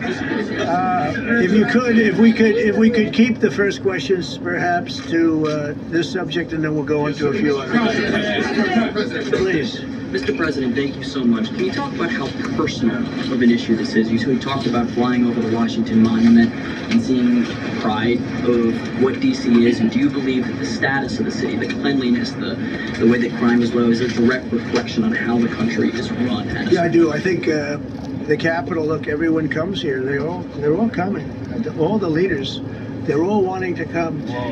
And I say it, I've said it again, but I'm really just quoting other leaders from NATO, from the Middle East, King of Saudi Arabia, Qatar, UAE. I was over there. We brought back $5.1 trillion of investment into our country. But I was, a month and a half ago, I was at NATO. We had a great thing. Agreed to put up 5% instead of 2%. 2% they didn't pay, 5%'s already paid. We had a great meeting, and they all said the same thing. They said our country was dead. They thought our country was gone. 1 year ago, they said your country was dead. And now you have the hottest country anywhere in the world. We do. We have the hottest country in the world right now. The tariffs have helped. It's given us not only the money, it's billions, trillions of dollars of money, but it gives us great power over enemies. We solved 5 wars with Pakistan and India. We just solved one. Azerbaijan and, as you know, and Armenia. It was war was. Those signs that just went past. Lying is destroying America. Thou shalt not bear false witness. Raging for 37 years, and the 2 leaders got up and they said, we never thought this would be solved. Russia tried to solve it. They all tried to solve it. It was a very tough situation, but we got it done. And I said to the 2 men, I said, are you guys friends? And they had a hard time. Yeah, they've been killing each other for 37 years, right? One was there 5 years, one was there for 22 years. He said, my whole life I've been fighting this war, and you got it solved. But we did many of those. We did in the Congo and Rwanda. That's been going on for 30 years. 8 to 9 million people killed that they know of, but it was raging, and we got that solved. We got a lot of them done. It's a great honor. But you want to have, when they come, the leaders come to our country to sign documents that the war is over or whatever, or for other reasons. They come for trade. And you want them to come through so beautifully. You ride down those roads, everything should be perfect. You shouldn't have medians falling down into the roadway. Median, you know, the metal things that are always, somebody had a great lobbyist, because I've never seen them look good. I've been looking at those things with the little, right? They're always broken, bad, but here they're really bad. And we're going to either put new or fix it. And it's not expensive. It's not really expensive. And we're going to fix our roads a little bit. We're going to clean up our sidewalks. You have countries where every Saturday, the people go out and they wash their sidewalks in front of their stores or their houses. They scrub their sidewalks. So we aren't quite at that level yet, I don't think. Ugh. Another commercial.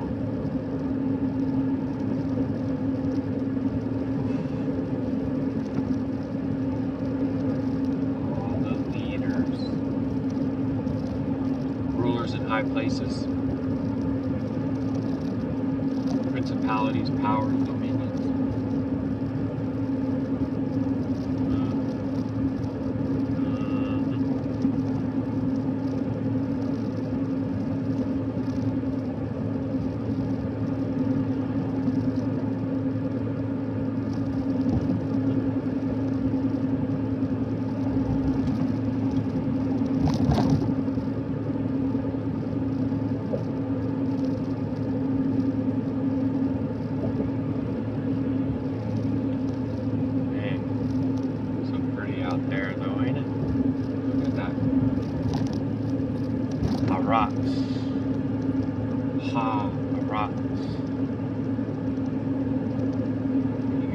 Shot of the greater light up there, ruling over the day. They go out and Sunday school. I think it's so beautiful to hear that and to see those stories. But we're going to make it clean. But just a couple geese flying. I don't know if you can see it in the camera, but to finish with your question, it's a very, very strong reflection of our country.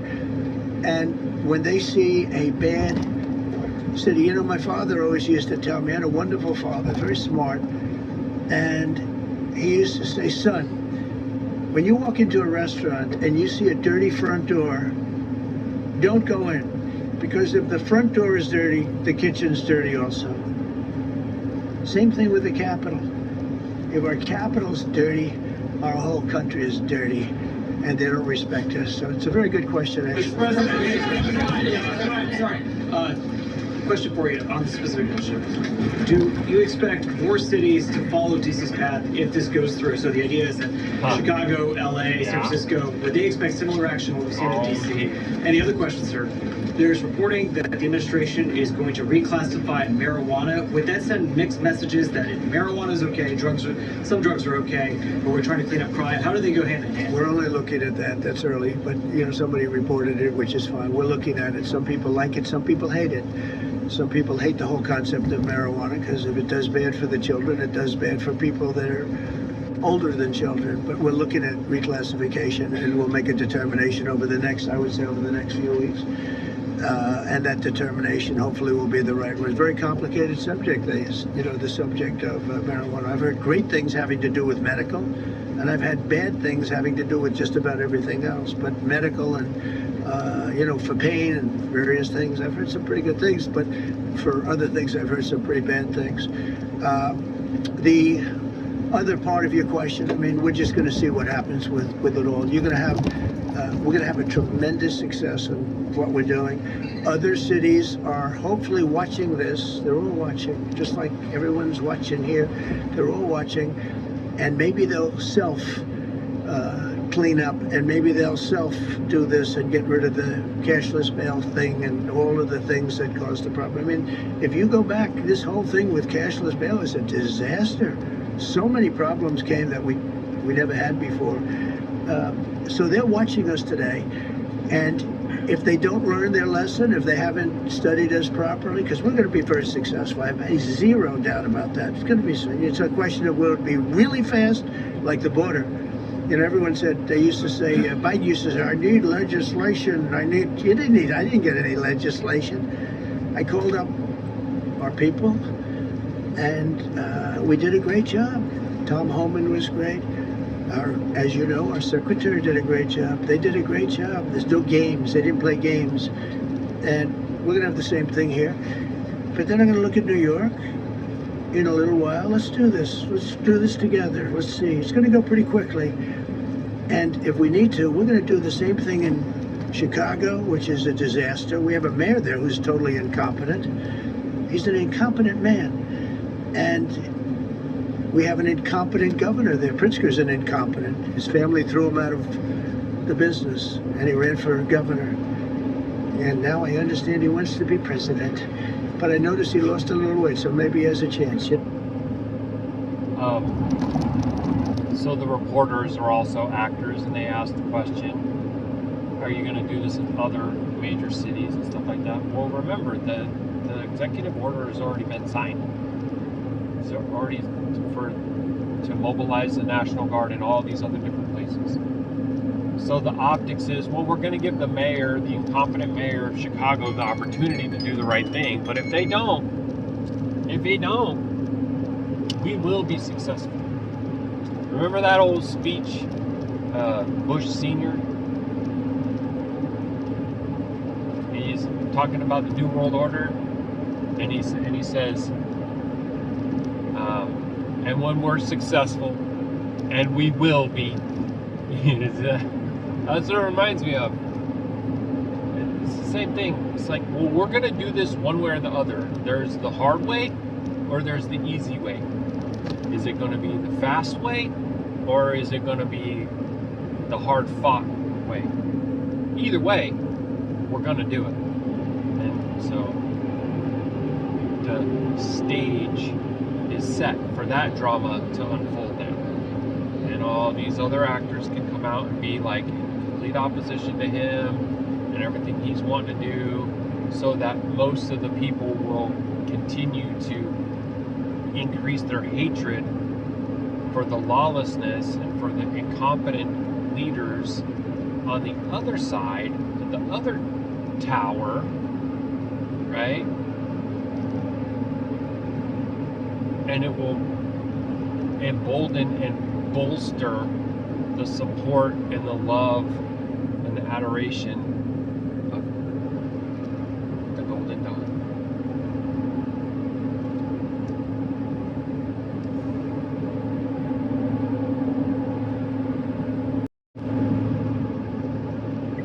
You never know what happens, but Pritzker's a gross incompetent guy, thrown out of the family business.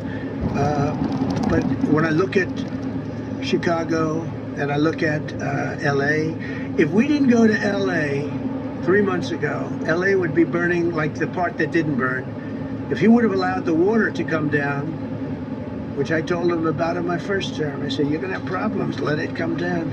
We actually sent in our military to have the water come down into LA. They still didn't want it to come down after the fires. But that was it, we have it coming down. But hopefully LA's watching. That mayor also, the city's burning. They lost like 25,000 homes. I went there the day after the fire.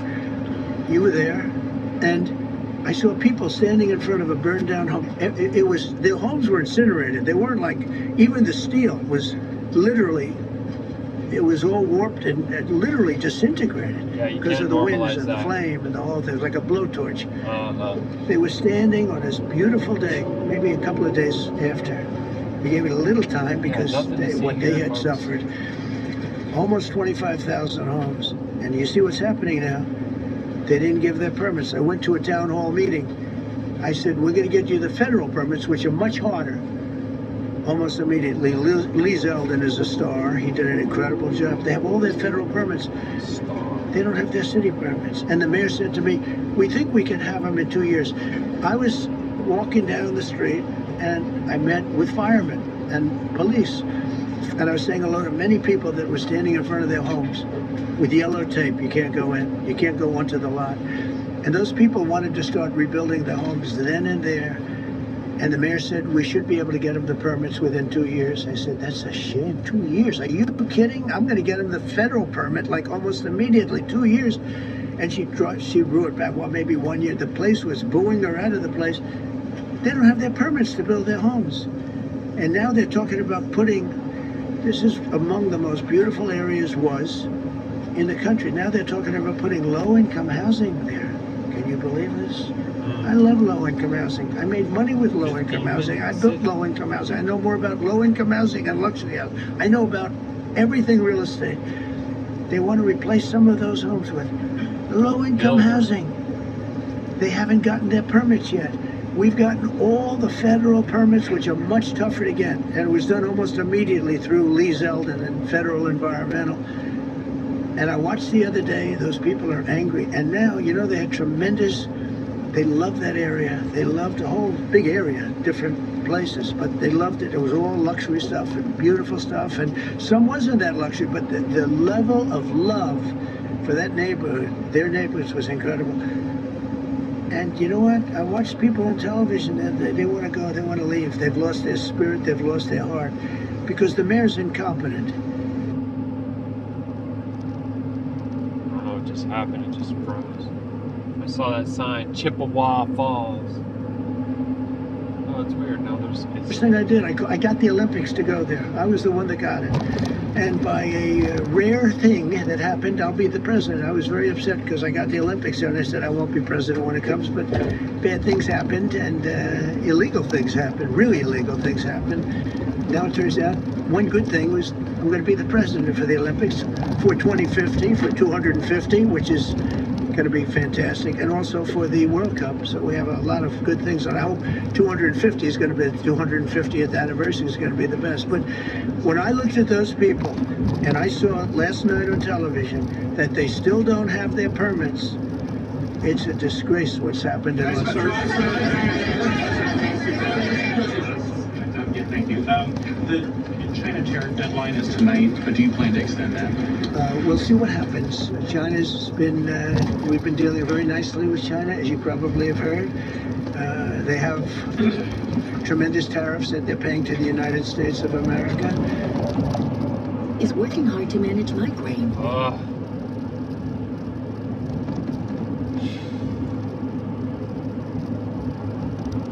Sorry. Thanks to all who endure through this is very long, I know, but it should. I'm a willing. Enlighten some.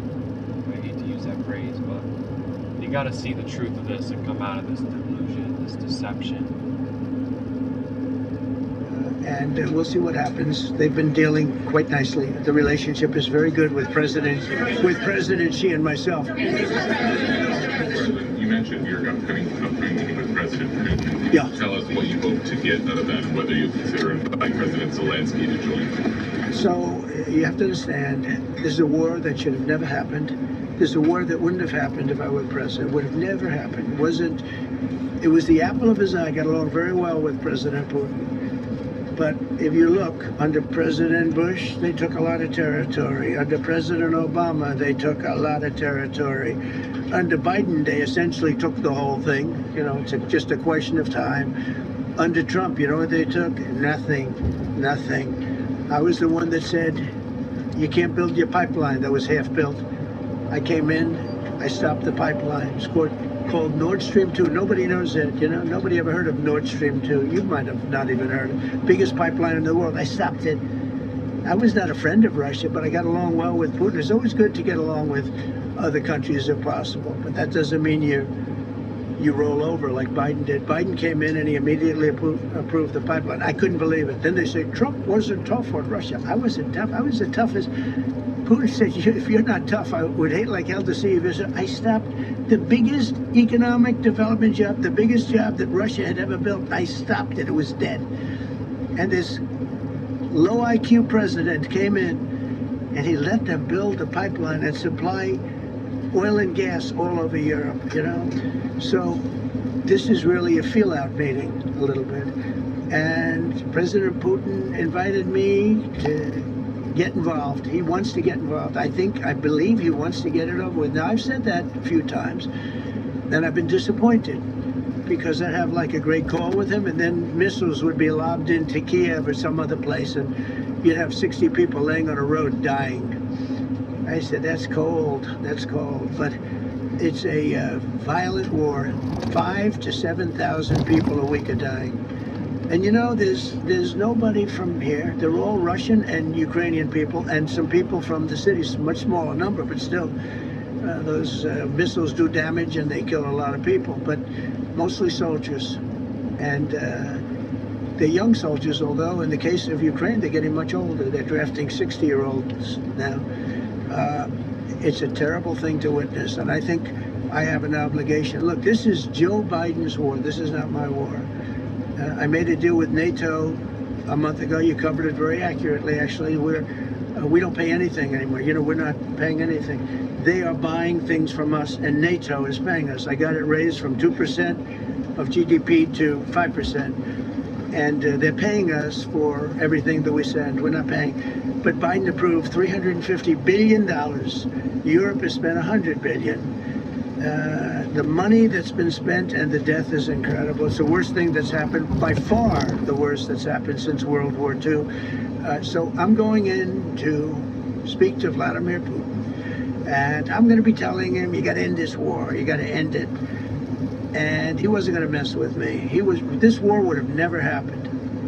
You know, we had a discussion about it one time, and we never had that discussion again. Would have never happened.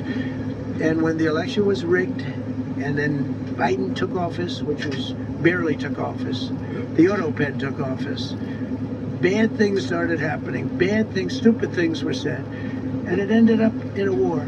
And you know, and I don't believe this will happen anymore because I have that pretty well covered. This could end up in a third world war. This could have been a third world war. I don't think that's going to happen now. But I thought it was very respectful that the president of Russia is coming to our country as opposed to us going to his country or even a third-party place. But I think we'll have constructive conversations. Then after that meeting, immediately, maybe as I'm flying out, maybe as I'm leaving the room, I'll be calling the European leaders who I get along with very well. And, I have a great relationship, I think, with all of them. And I get along with Zelensky, but, I disagree with what he's done. Very, very severely disagree. This is a war that should have never happened, wouldn't have happened. But I'll be speaking to Zelensky. The next meeting will be with Zelensky and Putin, or Zelensky and Putin and me. I'll be there if they need, but I want to have a meeting set up between the two leaders. I was a little bothered by the fact that Zelensky was saying, well, I have to get constitutional approval. I mean, he's got approval to go into war. Chippewa River. Let's see if we can get some on camera. Woo! Woo! Chippewa.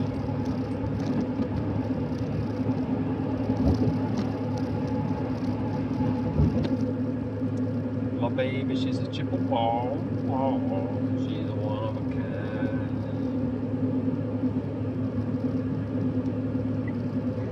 Kill everybody, but he needs approval to do a land swap, because there'll be some land swapping going on. I know that through Russia and through conversations with everybody. To the good, for the good of Ukraine. Good stuff, not bad stuff. Also, some bad stuff, for both. So there's good and there's bad.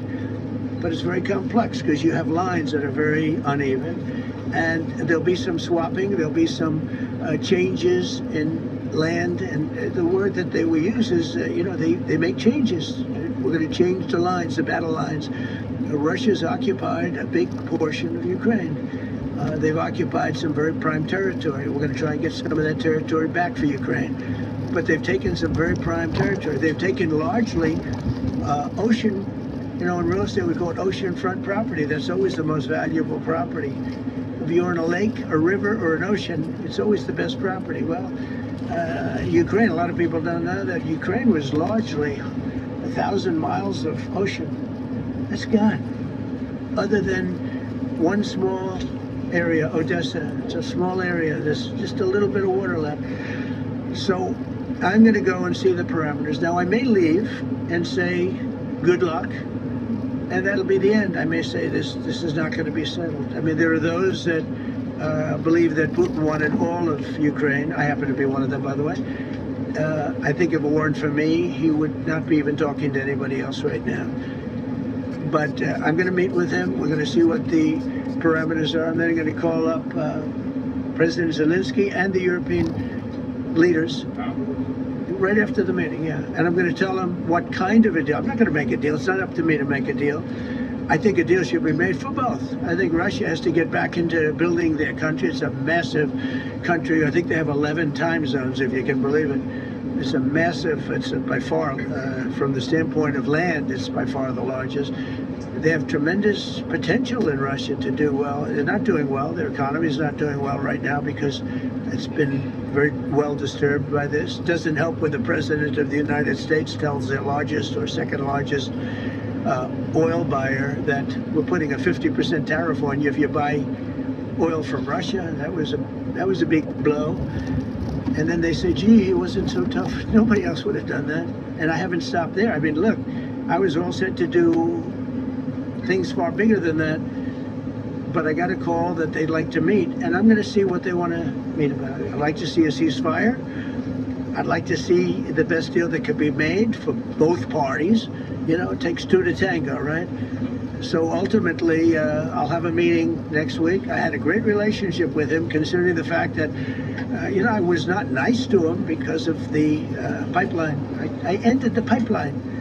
I also gave the javelins. Do you ever hear of a javelin? Javelin is called a tank buster. They say that Obama gave them sheets and I gave them javelins. If it weren't for me, all those tanks that were destroyed at the first days of the war because the tanks got stuck in the mud, some commander made a better they would have been in Kiev in 4 hours going down the highway. But a Russian general made a brilliant decision to go through the farmland instead. and they just had torrential rains, and the rains were so bad, and it was mud, and those tanks got stuck in the mud. I don't know who that general is, but knowing Vladimir, he's probably not around any longer, because all those tanks were stuck in the mud, and they went along with the javelins. I gave them the javelins. You know that, right? I gave them javelins. They gave them sheets. But I'm going to meet with President Putin, and we're going to see what he has in mind.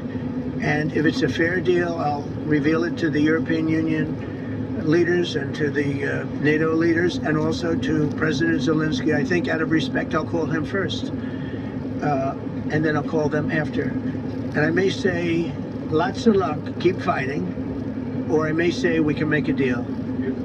I will tell you this, I've seen a poll coming out of Ukraine. 88% of the people would like to see a deal made.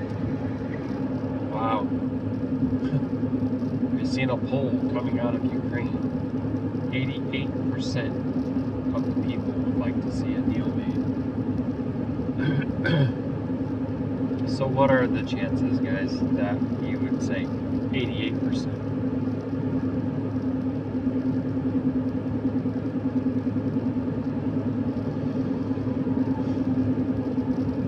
That number comes up in association with him in so much different ways, and it is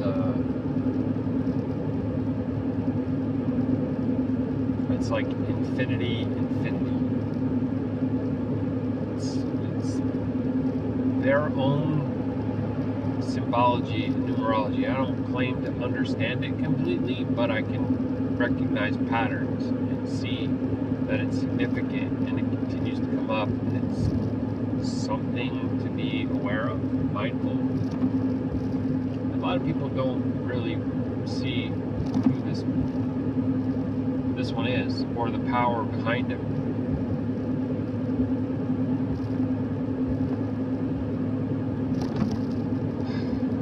Yep, she said 88. And if you go back 3 years, everybody was gung-ho for war. You know, everybody's gung-ho for war until you have it. So, everybody's gung-ho for war until you have it. Amazing thing. I had it with a couple of countries where I couldn't get a deal done with one particular country. And I just couldn't. The guy's great. He's a friend of mine. Great. Good leader, tough as hell. I couldn't get the deal done, and then he went into war for a short period of time. You know where I'm talking about. First term. And it was nasty, guys being killed all over the place. And he went through 1 week of war, and I was able to get the deal done. He said, this is nasty. Yes, please. Yeah, just to follow up on what you were saying. First of all, Volodymyr Zelensky is not invited on Friday? He wasn't a part of it. I would say he could go, but he's gone to a lot of meetings. You know, he's been there for 3.5 years, nothing happened. Now, what is the definition? I mean, do you want somebody that's been doing this for 3.5 years? What's the definition of a good deal? I'll tell you after I hear what the deal is. Because there could be many definitions. You know, you're talking about a very large and complex situation. Now, I tell you, the war that I just settled with Azerbaijan and with, as you know, in Armenia was almost as complex as this one, having to do with routes, trade. Meeting on Friday with Vladimir. Well, we're going to have a meeting with Vladimir Putin, and at the end of that meeting, probably in the first 2 minutes, I'll know exactly whether or not a deal can be made. How will you know that? Because that's what I do. I make deals. Please go ahead. Thank you, Mr. President. I'm going to ask you 2 questions, one about China, one about Russia, if I could. On China, your administration agreed to send the most advanced or advanced NVIDIA and AMD chips. No, obsolete. No. Obsolete chip. Well, and then 15% of the profits. You mean the 20s? No. This is an old chip that China already has. And I deal with Jensen, who is a great guy, and NVIDIA. The chip that we're talking about, the H20, it's an old chip. China already has it in a different form, different name, but they have it. Or they have a combination of two will make up for it, and even then some. Now Jensen's a very brilliant guy, And Jensen also has a new chip, the Blackwell. Do you know what the Blackwell is? The Blackwell is super duper advanced. I wouldn't make a deal with that, although it's possible I'd make a deal, a somewhat enhanced in a negative way Blackwell. In other words, take 30% to 50% off of it. But that's the latest and the greatest in the world. Nobody has it. They won't have it for 5 years. But the H20 is obsolete. You know, it's one of those things, but it still has a market. So I said, listen, I want 20% if I'm going to approve this for you, for the country, for our country, for the U.S. I don't want it myself. You know, every time I say like 747, I want, yeah, for the Air Force. So I just wanted. So when I say I want 20, I want for the country. I only care about the country. I don't care about myself. And he said, would you make it 15? So we negotiated a little deal.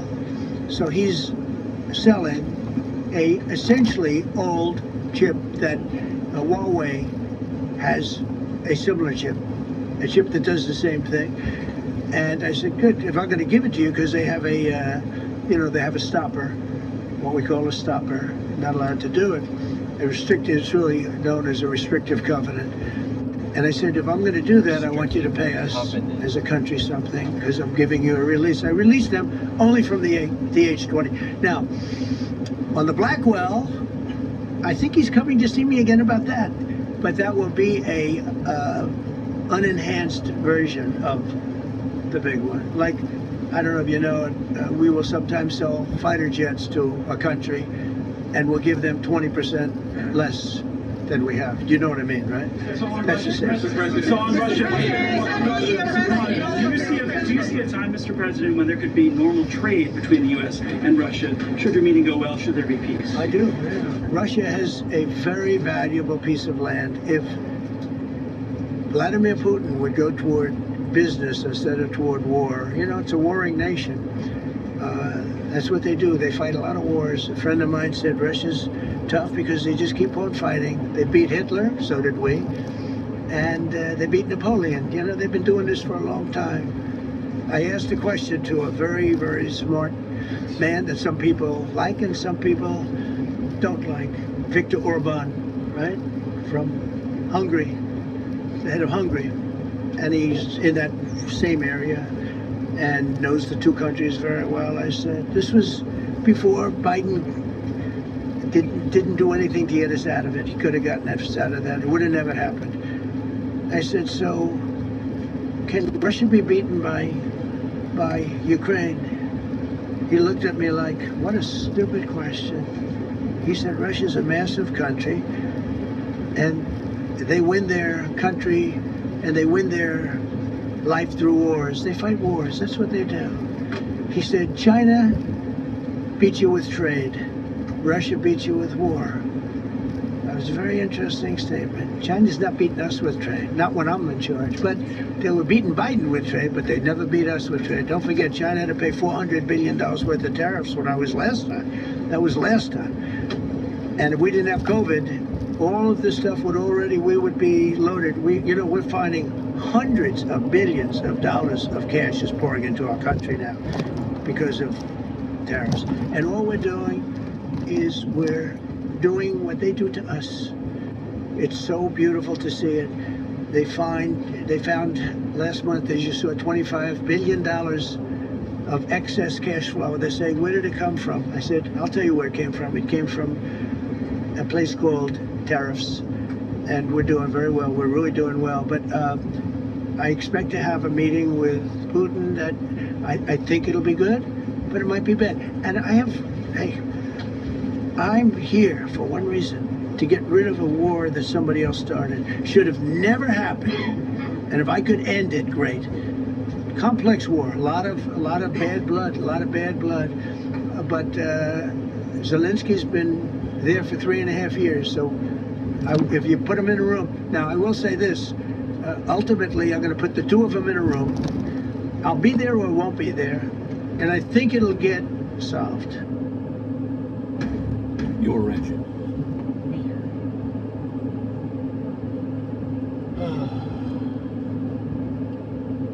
another commercial. There's not too much left of this, so I just wanted to let it finish because I think there might be one other thing that he says basically about everybody dying.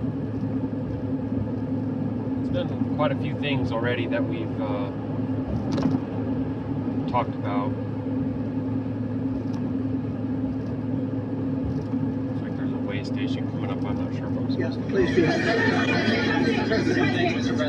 Excuse me, I'm going to suggest, because do you have any other questions on DC? Because I don't want them to be.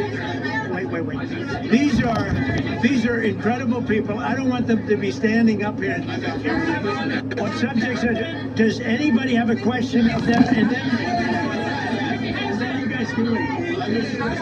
Okay, a question, Brian, go ahead. Thank you, Mr. President. All right. And by the way, this is only on DC, and then they're going to leave because it's unfair to have them stand up here all day long. Brian. I've got two questions for you. First, about DC. This is personal for me as well. Last year, I was robbed on the streets by one of these teenage thugs. Had a gun, got away with it. Let's talk about the effort that between law enforcement, prosecutors, and judges, because it's a recycling belt. Like, these kids go, they don't fear the police. They know it. If you talk about how we've got to get these judges and put these kids behind bars, adult crimes deserve adult penalties. And my second question, I'll have you answer that, please. You want me to answer? Whoever wants to. Okay, it's real. Do you want me to answer? Here's the problem. Assuming that they're 17 years, older than 17 years old, I can get the case. If they're under 18 years of age, I can only get the case if it's murder, rob one, rape, or even if they shoot a gun but don't kill you, I can't get it. So the law has to be changed. As the president said, catch this bad. That has to be changed. All right, then. So she definitely keeps on talking about changing the laws. Even assuming I get the case, I get jurisdiction, I get a conviction, the DC Council has given the judges the ability to give probation on shootings. And so then it's up to them. All of these things, the Youth Rehabilitation Incarceration Reduction Act, and now they want to seal. I feel like it's important for people to understand that, no one really in their right minds is believing, hey, like, this person just shot and killed someone with a gun, we should give them probation. Like, it's extreme for a reason. It's used as the justification for their next act, which is to come in and change the law in such a way that normally no one would accept. Now people are willing to accept it because we need to stop this insanity that's happening. So that's the problem that they create.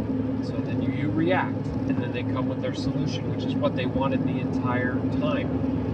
Which has also got another name in logic, something window, which is basically like, well, I wanted to move the scale to 7 the whole time, but we're only at 4, so I knew I'd never get it up to 7. So I proposed to move it to 9, and then you react, so I walk it back to 8, and you react, so then I walk it back to 7, and then you're more willing to accept that 7 now because at least it's not 9.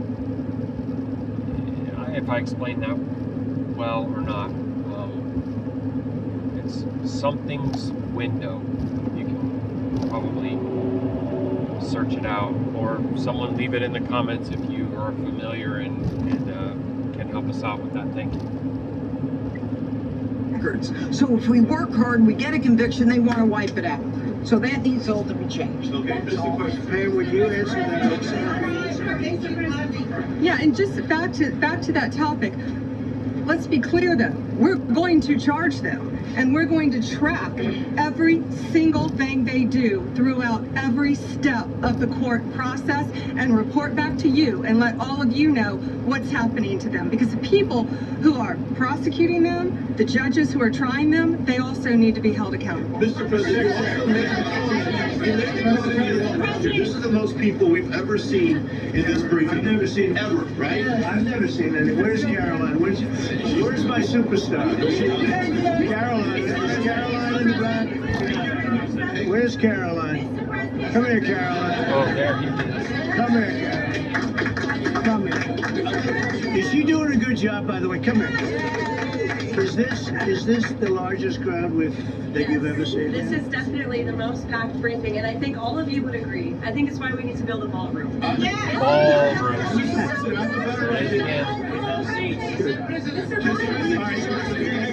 My question is this. You're building the big, beautiful ballroom. Yeah. Could we build a big, beautiful briefing room? Technology. More seats. I don't want to do that. I don't want you to be comfortable. So, no, I don't want to make life comfortable. I don't want to make life comfortable. Look, let's just do this. Let's do this. It's going to be a big thing. We're going to Russia. That's going to be a big deal. What happens, happens. I'll let you know what happens. You'll be the first to know. I'll be calling the European leaders. I'm going with totally, I mean, we have a lot of talks. They're great people. They're great leaders, actually. And they want to get back. Honestly, as one of them said, I've OD'd on trying to settle Ukraine. They've OD'd, meaning they've overdosed on the settlement of Ukraine. Not a nice expression, but boy, is it accurate. They're tired of it. They want to get back to spending money on their countries. You know, Biden gave them $350 billion. Europe gave $100 billion. It should be much more than that. Shouldn't have been that kind of, they should have had equalization, but they didn't. But you know what? Still a lot of money. They want to get back to building their own countries. They really want it resolved. My relationship with the European leaders, as you saw, is extremely good. It's perfect. It's beautiful. Wait. And we're going to try, I'll be in touch with them. I have 5 of them call me. You think it's easy. There are a lot of European leaders, but they rely on me, very much rely on me. If it wasn't for me, this thing would never get solved until the last person breathing is dead. Okay. Wow. There it was. Me. They rely on me. It's all because of me. Right? Wow. Yapa. Lava's living waters. Until the last breathing person is dead.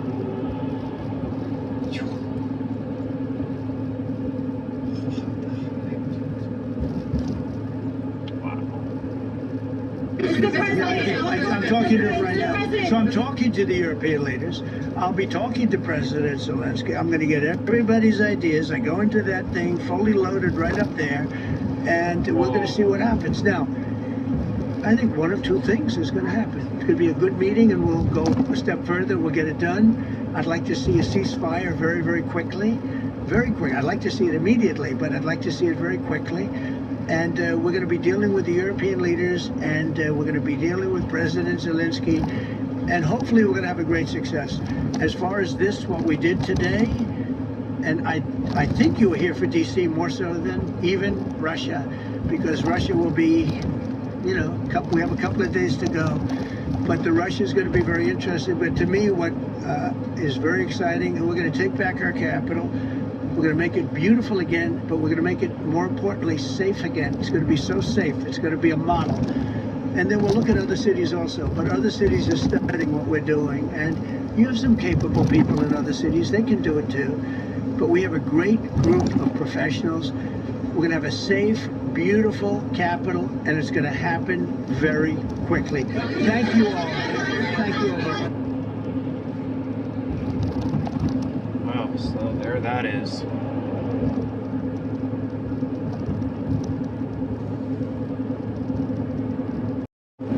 So there's some very interesting comms dropped right there.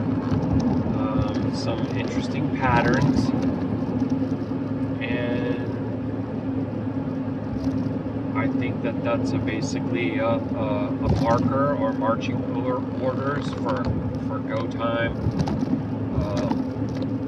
In 2020, the law and order was, you can almost feel it physically removed in order to usher in the spirit of lawlessness that would then allow people to accept this extreme escalation of the militarization of policing.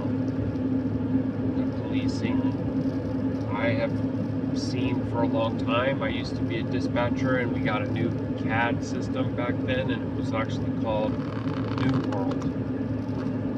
And it was, I could see the data of another agency, neighboring agency that's on New World, and they could see my data. I could see their active calls. I could see when their units go on scene. I could see notes that they add as they're adding them. It was like policing in the cloud. And I know that's a foundational thing in order to have a consolidated type of dispatch, which then makes all the different departments ultimately able to come under one centralized dispatch, hive mind policing. And of course, you know, it's funny, I was sharing some information with the chief at the time, and he was like, that'll never happen. But knowing what I know now, he wasn't who he portrayed himself to be to me. I don't have trust for any of the high-level chiefs or, excuse me, the leader of the sheriff is called the sheriff, even though even the officers are called sheriff, whatever. We're talking about at the highest level, they know.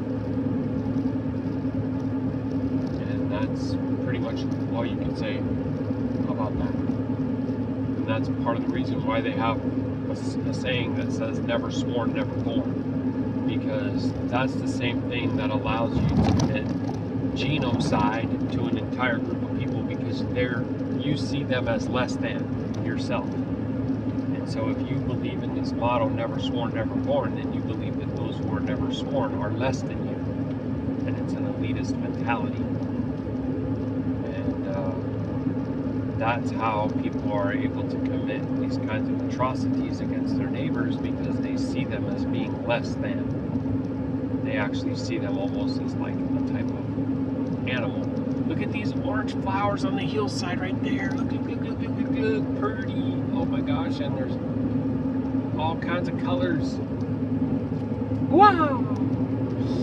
Alright guys, I'm gonna pop off for a bit. I might get back on soon, Abba willing, but I'm about 20 minutes away from my second stop.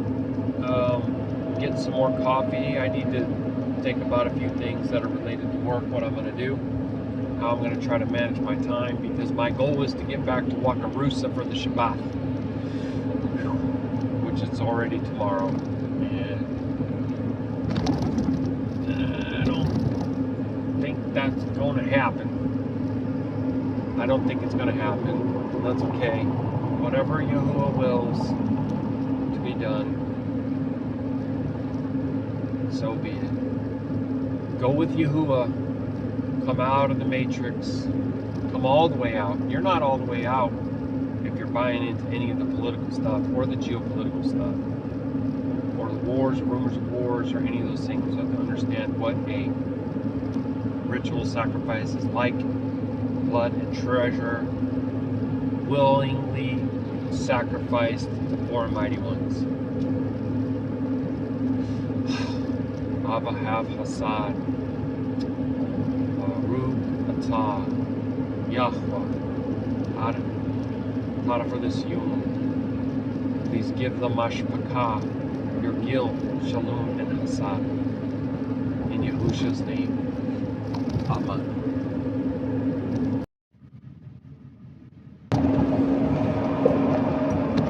Alright, I'm back. So we topped off the DEF, and I did get 5 gallons, so that unlocked 100 points in the pilot app. So that was only because I dang near ran that thing empty. Baruk Yahuah. Oh, look, big smokestack over in the distance. There's another one. Let me read this about this way station. must proceed to way station when flashing, and it is flashing. So I will go to the way station, Baruk Atah Yahuah. Got the coffee, got the diesel, and got the drop-off location in here. It's showing that it takes about an hour, 64 miles. It's going to take more than that, obviously, because, well, for one, we're stopping at a way station. There's construction. Going to be driving around Minneapolis. I have to try to say it the right way because my Shaw makes, she doesn't make fun of me, but she laughs because I say Minneapolis. Funny. I picked up a lot of strange types of speech throughout my years, you know, just being around a lot of different types of folks in different locations, and so I say a lot of strange things.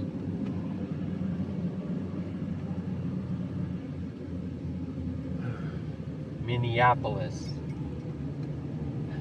Worcestershire, Worcestershire, you know, stuff like that.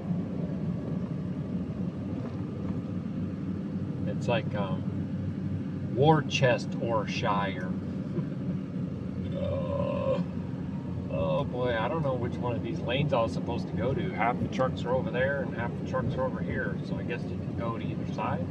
I don't know. These ones are rolling and those ones are stopped. Bro, I got no idea. For all I know, they don't even want me over here. But I'm just trying to obey your little instructions that don't make no sense.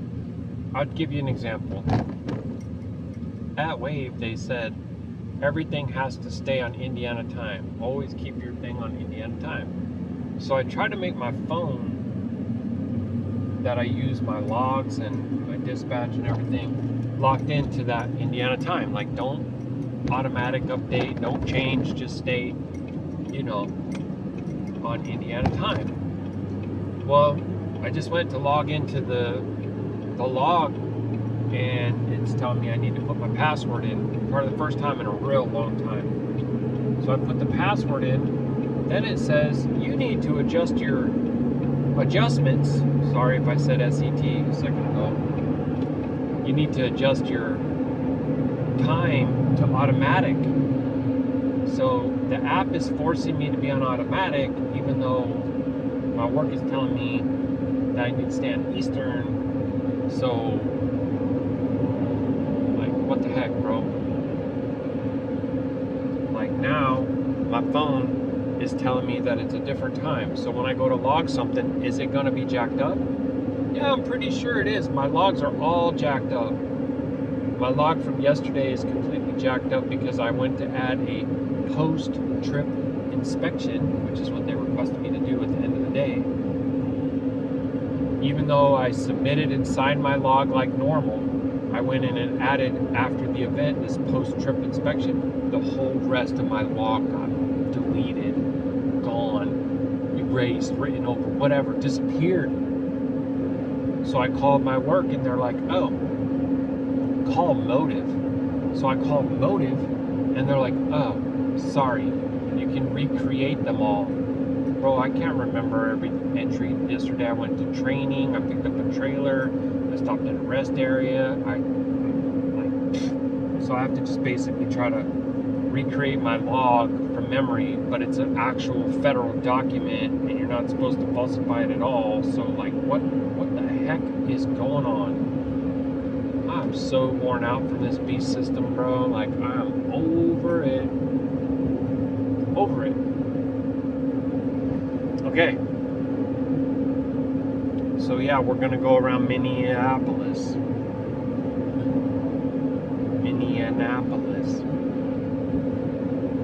I'm trying to go back now because I have found before that if my thing is on automatic time, it will be jacked up. So I need to put it on in New York, which is an Eastern time. Okay. Oh, now my phone is telling me that it's 10:30. was saying 9:30. 10:30 is correct. Now if I go in my log for right now, okay, that's looking correct. Yeah, I don't know how. I don't know. You got me confused with that, man. I had my phone on automatic before, and I was entering stuff into my log, and then it was jacking me up when I was changing time zones, which obviously you're trucking. You're going to be changing time zones. I think they would have this figured out. Why is the app forcing me to be on automatic if it's going to jack up my logs? That's annoying, bro. Like, I have half a mind to just use a paper log and a pencil, and then when I get done, go back and enter it into the app after, once I'm already parked and done.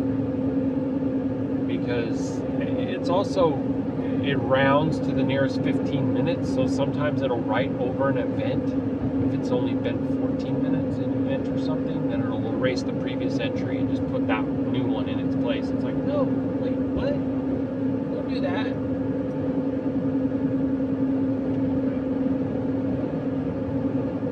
I know I'm preaching to the choir here, because technology, it's either like for you or it's against you. Boy, if it's against you, it'll cause you all kinds of grief.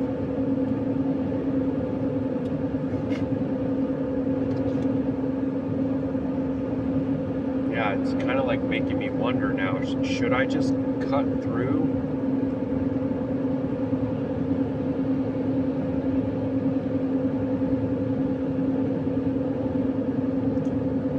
No, I definitely should follow this, what's it called?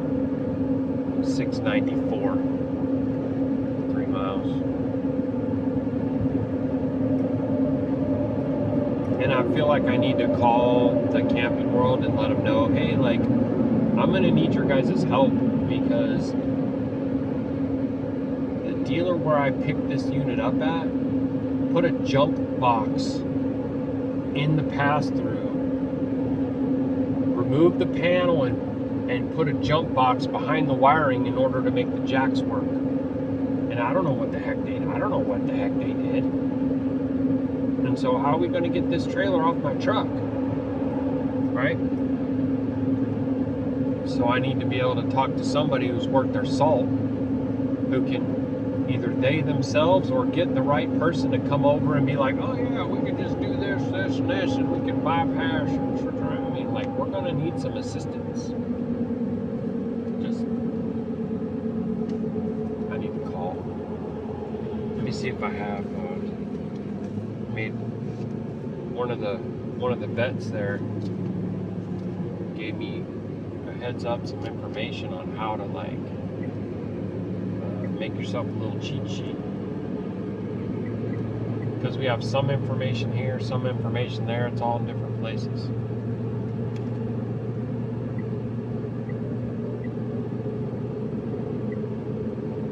Last time I spoke to a guy named Scott. This call may be recorded for quality and training purposes.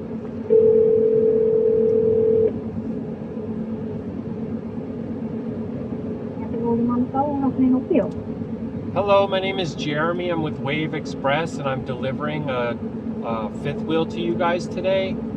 I called yesterday and spoke to Scott in service. I don't know if he's available. Yeah, do you need help with? Yeah, I do. Okay, one moment. Okay, thanks.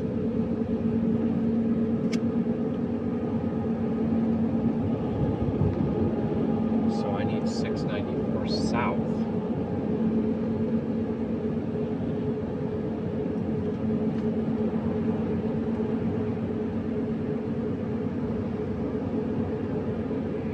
It's weird that it's telling me south, but this thing here should tell me north.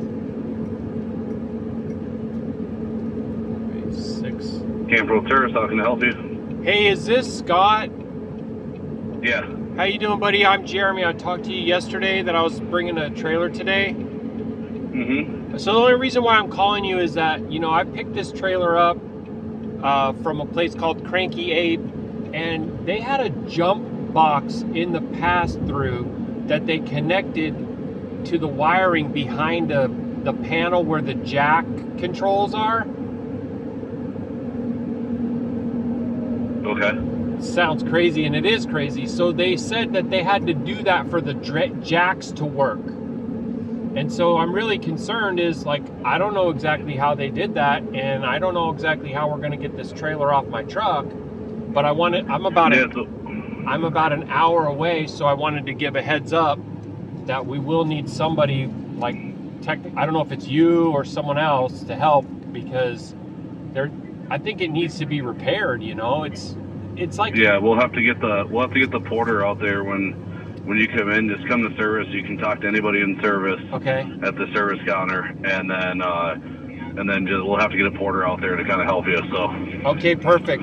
All right, I appreciate it. I'll see you soon. Or whoever, not you specifically, but I just wanted to call ahead and give a heads up so it didn't catch anybody off guard, you know.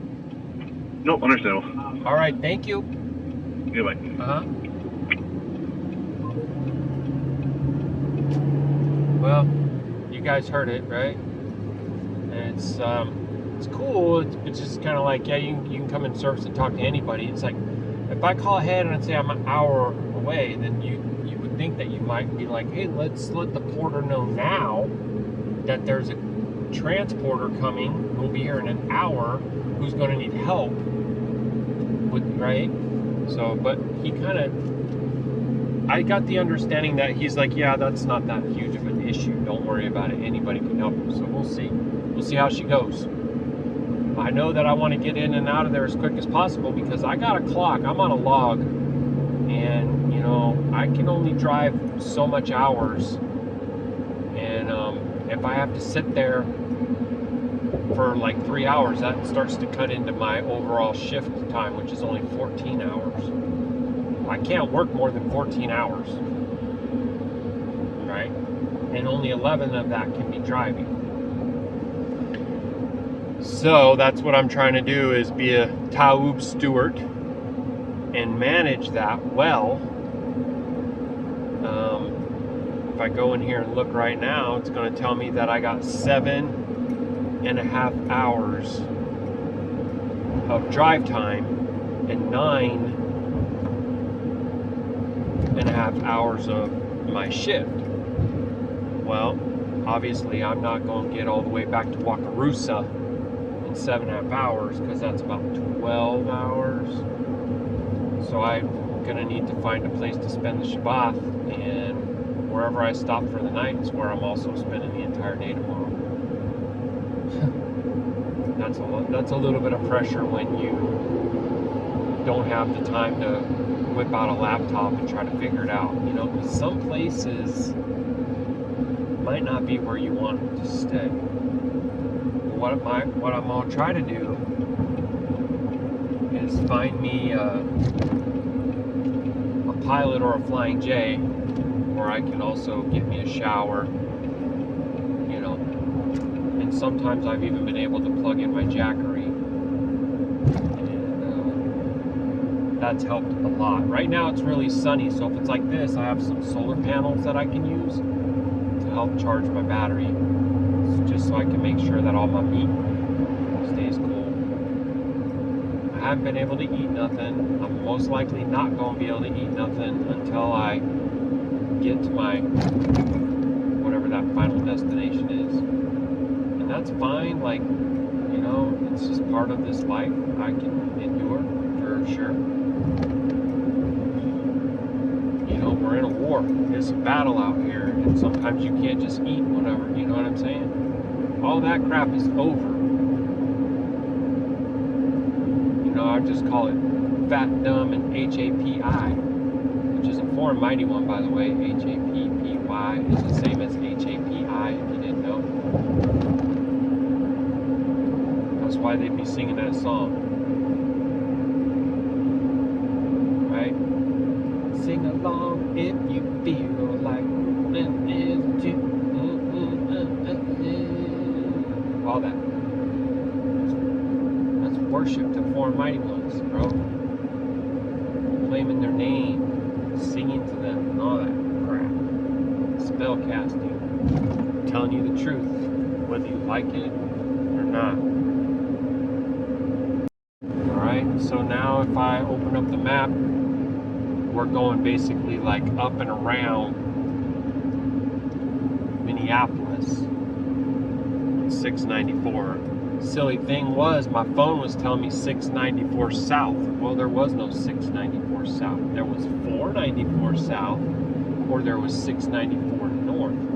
So my phone, once again, was wrong. My phone causes me a lot of problems. It's constantly trying to reroute me to Chicago when I'm telling it no. It just keeps doing it. I hate that. Then it's adjusting and changing my times, switching its own self back to automatic time zone. I don't want that. It just does it all by itself.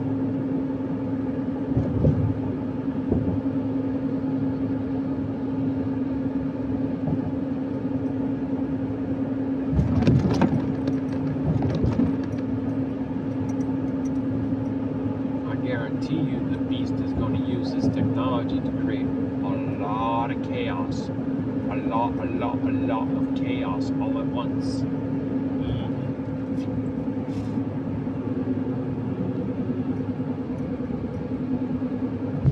Just imagine everything malfunctioning at the exact same time. Imagine. Nothing working. Nothing. No gas pumps, no GPSs, no flight controls, no 911, nothing. Just imagine.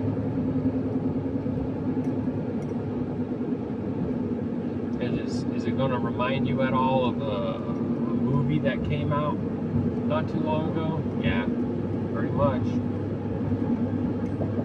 Right?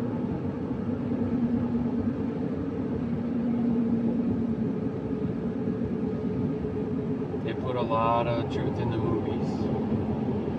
That's one thing for sure.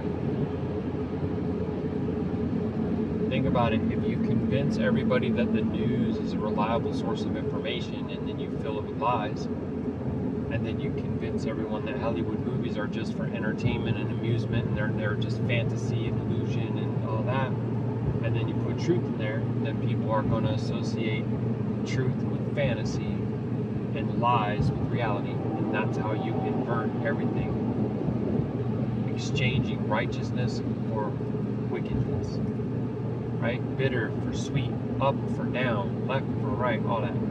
Flip, invert everything.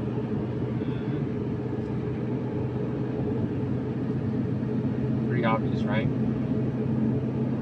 Well, the enemy's been having a plan for that kind of stuff for a long time.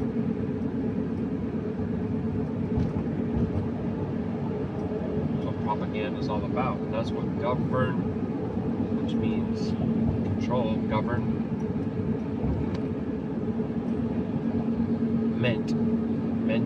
mentality,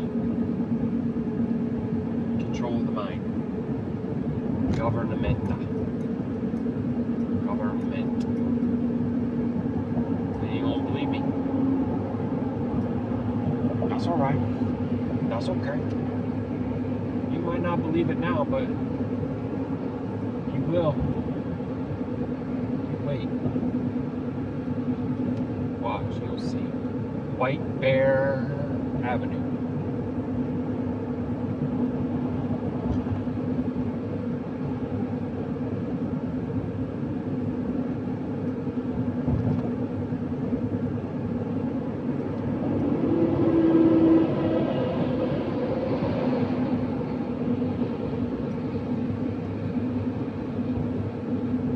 About this. Think about being able to understand or decipher, right, signs and symbols, and to understand some of the things that the works of darkness do, but still cry out to a foreign mighty one to save you.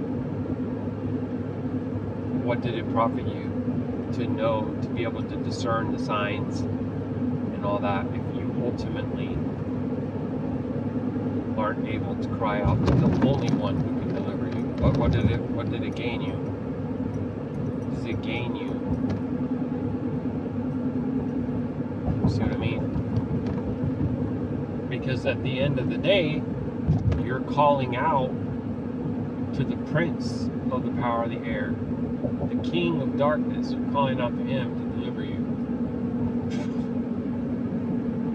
While you're over here being like, look at what he does, look at what he did, look at what he does, look at what he did. And then you turn right around and saying, he's my savior.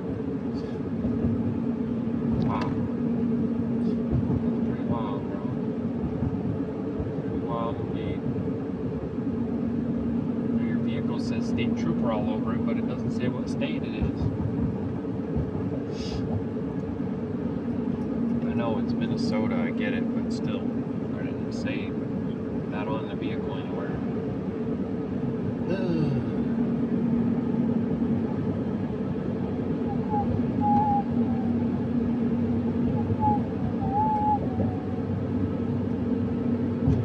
Yeah, I noticed that a lot of these people don't have respect for this profession, like for different, RV transporters in general. Like, I don't know if someone gave them a bad taste in their mouth, an unwell perception, and I'm lucky for saying BAD, but yeah, the state trooper doesn't say Minnesota on it anywhere. So I'm just saying, like, I noticed that, and it's unfortunate because you feel like you're up against that all the time. Like, you're trying to be professional and communicate clearly, and people don't have no patience. They don't even want to hear from you. Like, it's just so.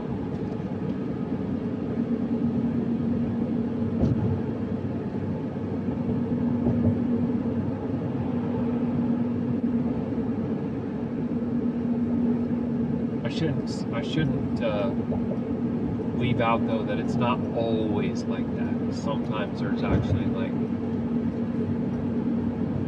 cool folks. I feel in a lot of ways like this Abba has me out here giving opportunity for people to extend favor or cursing towards me, and that he's going to deal with them accordingly. It is really wild. Really wild.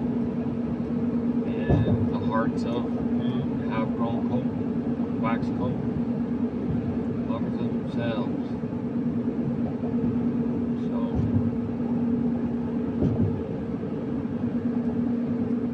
most of them don't extend favor to me.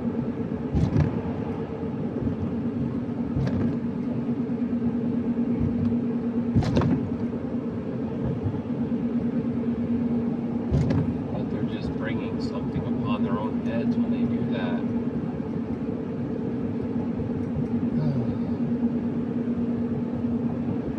So when I go to submit the paperwork for this load, I'm going to need to have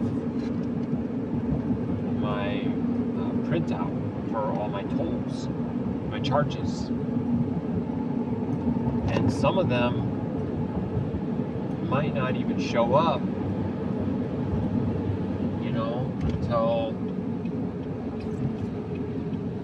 tomorrow, in which I'm not doing anything like that tomorrow, not until after the sun goes down. You know what I'm saying? So I'm not sure what to do about that. Like, I could try to see if everything shows up by the end of the day and submit my paperwork like that. I mean, I can mark the trailers delivered and click on my pictures and stuff like that.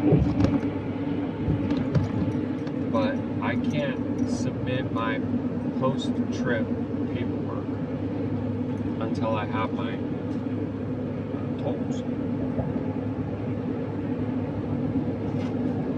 Heck, one of the guys was telling me that there's some drivers that only submit their paperwork once a month. I'm like, what? I need to get paid. I can't, once a month, what?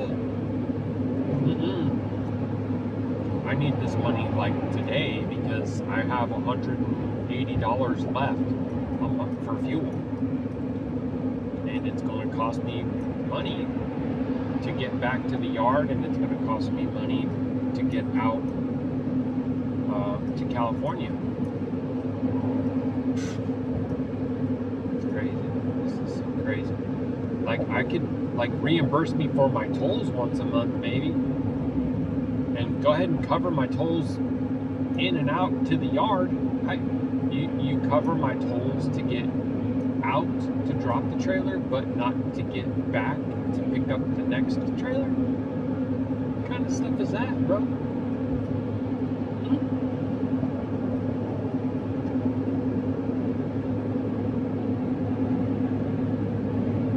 Like, when I worked for the city of Indian Harbor Beach, if they sent me to training in another state, they paid for my fuel there and my fuel back, because they're the ones that sent me there.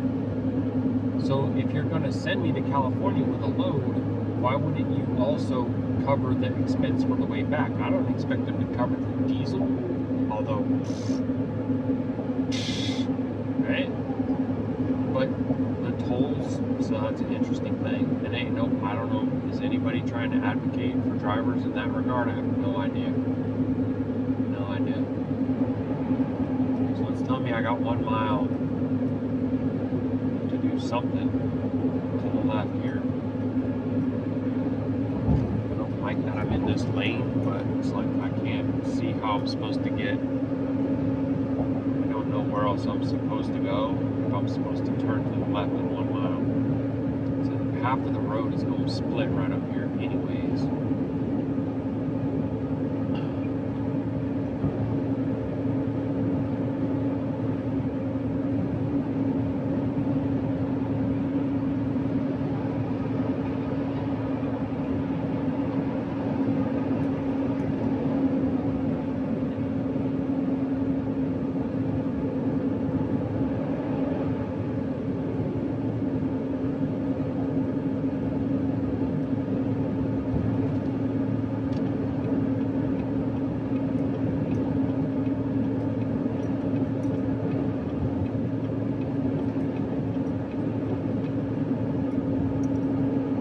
Seven miles to 94 west. Okay, we can try to work on that next.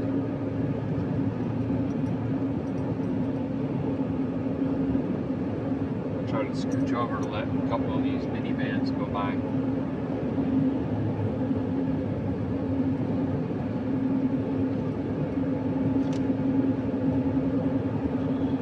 Excuse me.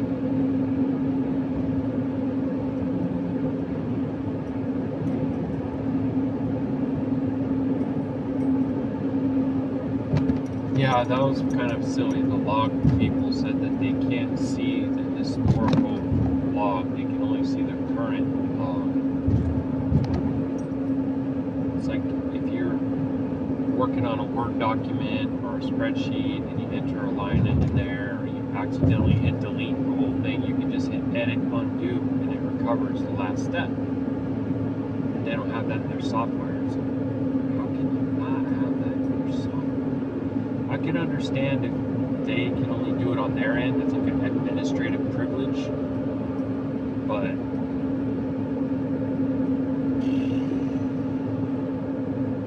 to be unable to do it at all, that's wild. I still have to go back and try to recreate that day. I went from the driver's lounge to headquarters, training, and then I went to Michigan City to pick up. Like, I'm going to be able to do it. It's not going to be perfect or nothing like that. And I don't remember the name of the place that I stopped at a rest area, like, for example. I don't know what I'm going to do with that. I guess I'll just have to insert one. I don't know.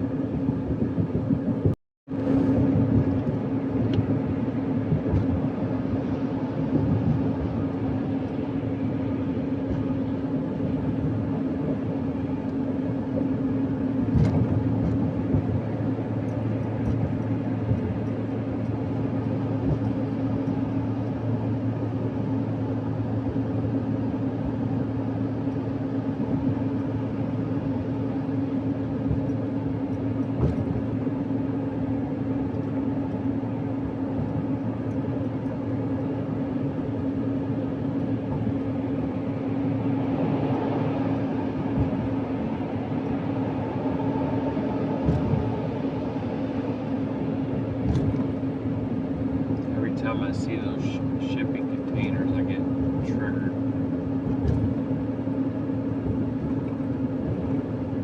I really would be curious to know if you have the same experience, especially those ones that say what they say on them and stuff, but other ones too.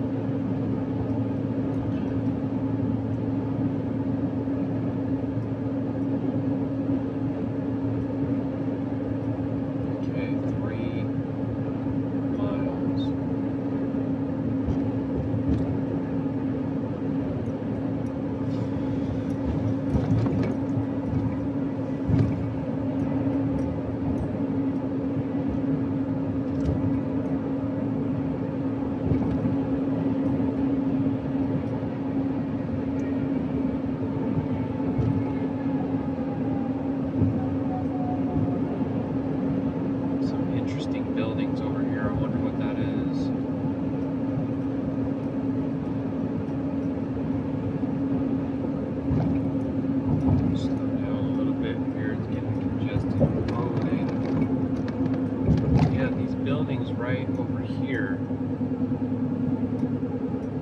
There they are.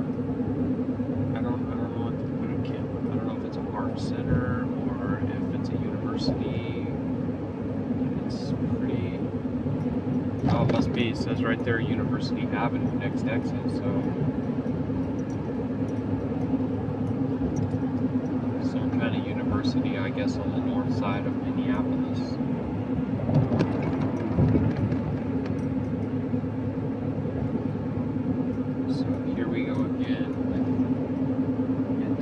That I have to exit to the left, so I'm not going to get all the way to the right, which is where you'd normally be if you're slower.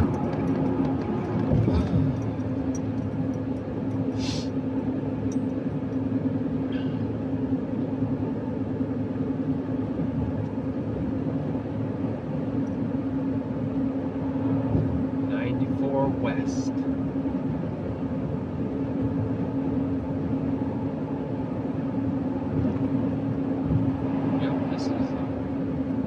This lane and the one to the left of me, so I'm where I'm supposed to be.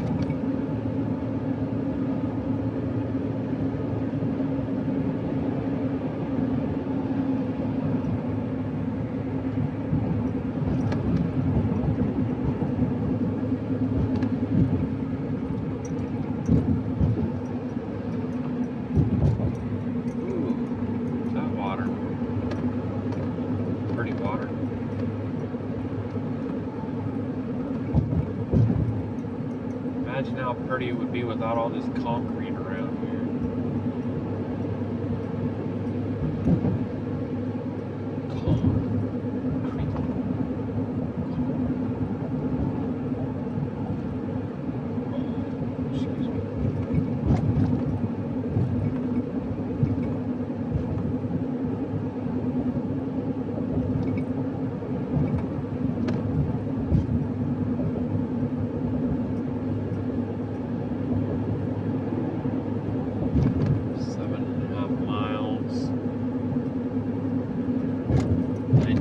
To stay on 94 West. Funny when they do that. Not really though. Frustrating.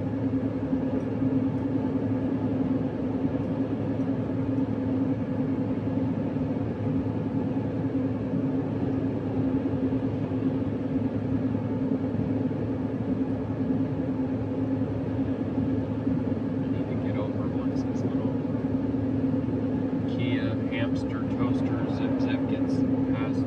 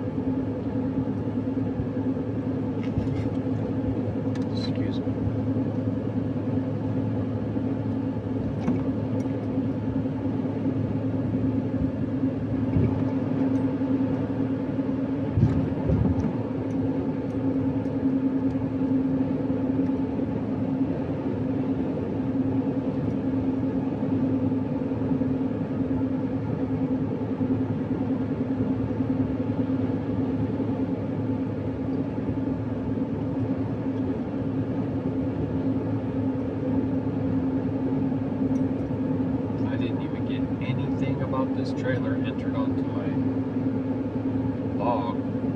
It's another thing that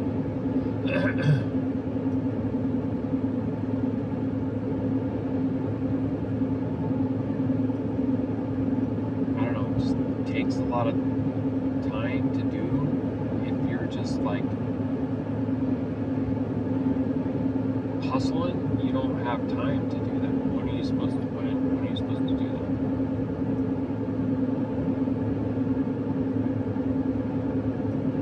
I think things could kind of settle back down a little bit when I get this load Cali. But this one, combined with the simulator training and all that, and just driving as long as I can and resting just long enough to get my log refreshed and then going. And, because I really wanted to give myself the best chance possible to get back to Wakarusa for the Shabbat. It's not going to happen now, so.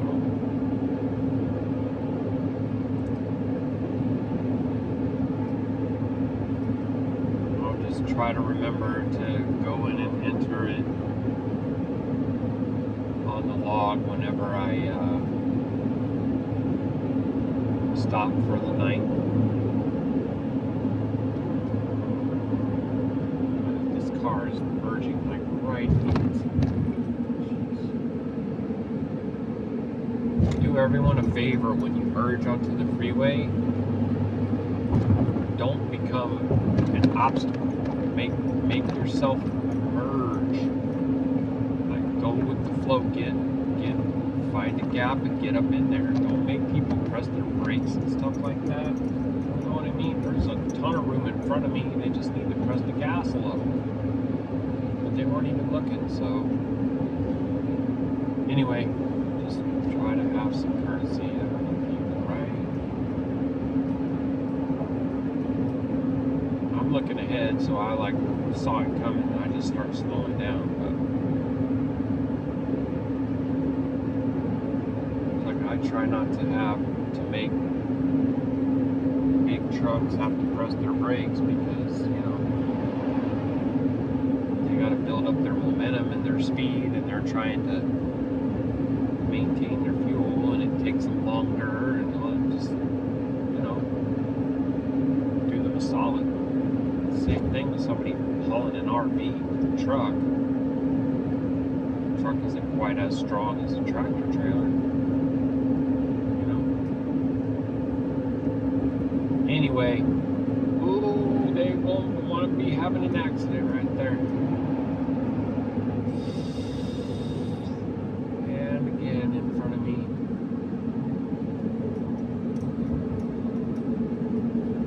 Merging 101. Merging 101. Pay attention required. Alright, 1.7 miles is when I'm going to get to. I'll go to 94 West, and then all the folks over there are going to go on 494 South and continue around the city. Around the south side of the city. So this is where I need to stay. Another big construction project happening right there.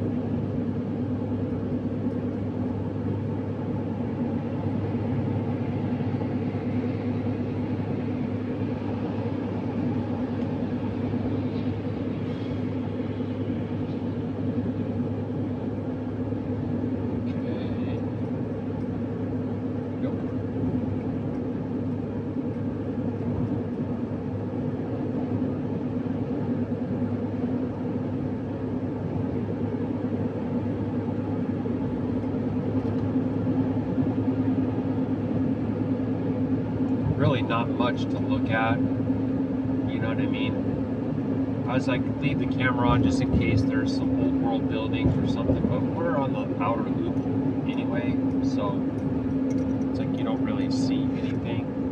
And it's also, this continues to St. Cloud, which is like one major megapolis, right? Minneapolis, St. Cloud. Is that what they call Twin Cities? I'm pretty sure. St. Paul. I don't know. I'm already confused. 26 minutes to the dealership.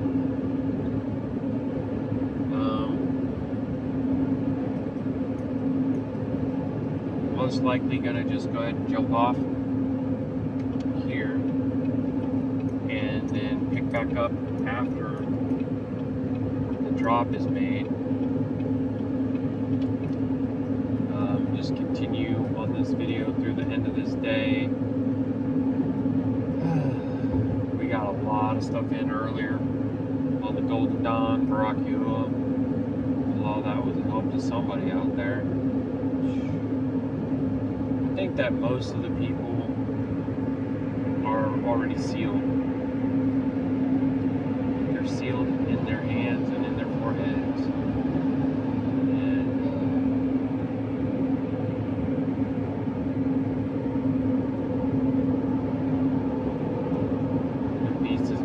Sure that they don't relinquish that because their fear will compel them to stay, because you won't be able to buy or sell or trade or do anything unless you basically swear your allegiance to the new czar.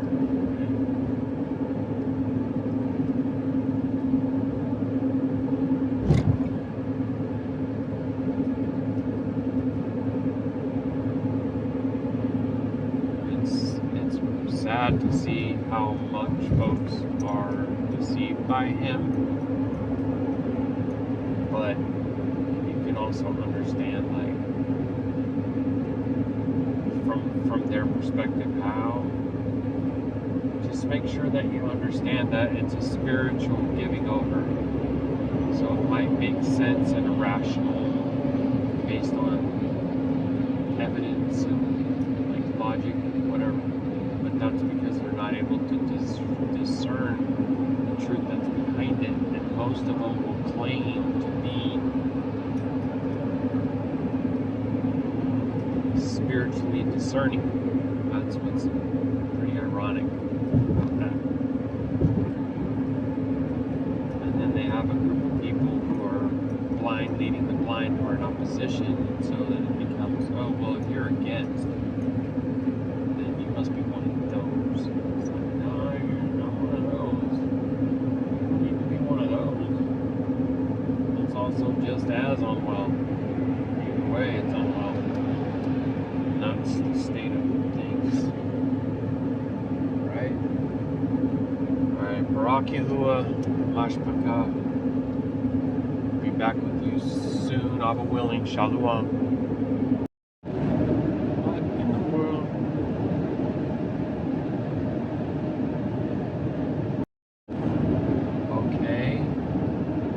Why it looks different on my phone right now. The camera looks weird. I'm gonna test it and see how it plays. Just 1 second. Okay, well, the playback seems normal, so I don't know if they did an update on the camera or whatever. Baruk Atah Yahuah, Hallelujah. I'm going to be coming up to my rest area in about 2 hours. I'm going to go ahead and finalize this video here shortly. I want to give all praise and esteem to our King who fights for us, who makes a way for us, who shows us how to love and how to be long-suffering, to be patient, to endure, how to lay our lives down for one another, how love covers a multitude of crimes. And he is so yapa.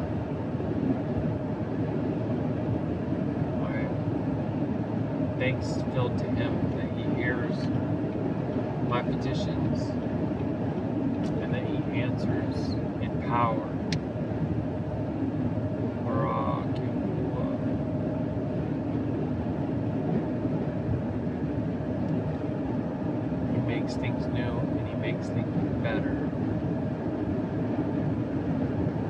love my Yashar'Al and I miss my Yashar'Al. Through everything, Abba continues to strengthen us and grow us. It's amazing. It really is amazing. So, all praise and all esteem to our King. I'm going to try to get to this rest area and I'm going to go off duty. And I'm going to get myself something to eat finally. I'm going to try to see if I can go ahead and endure through the Shabbat at this place. I don't know exactly how that's going to work. I may be able to find a place of shade, what have you. Maybe even a place to plug the Jackery in.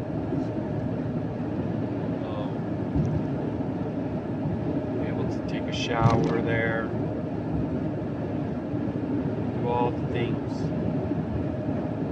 So it's possible that the next time I'm on with you will be I guess early on Thursday. Or, who knows, maybe I'll even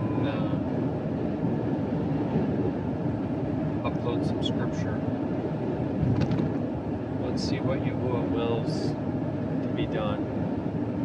Submit to Him and obey Him in all things. And we'll go from there. Baruk Yahuah. Shalom, Shalom. Mashpakah.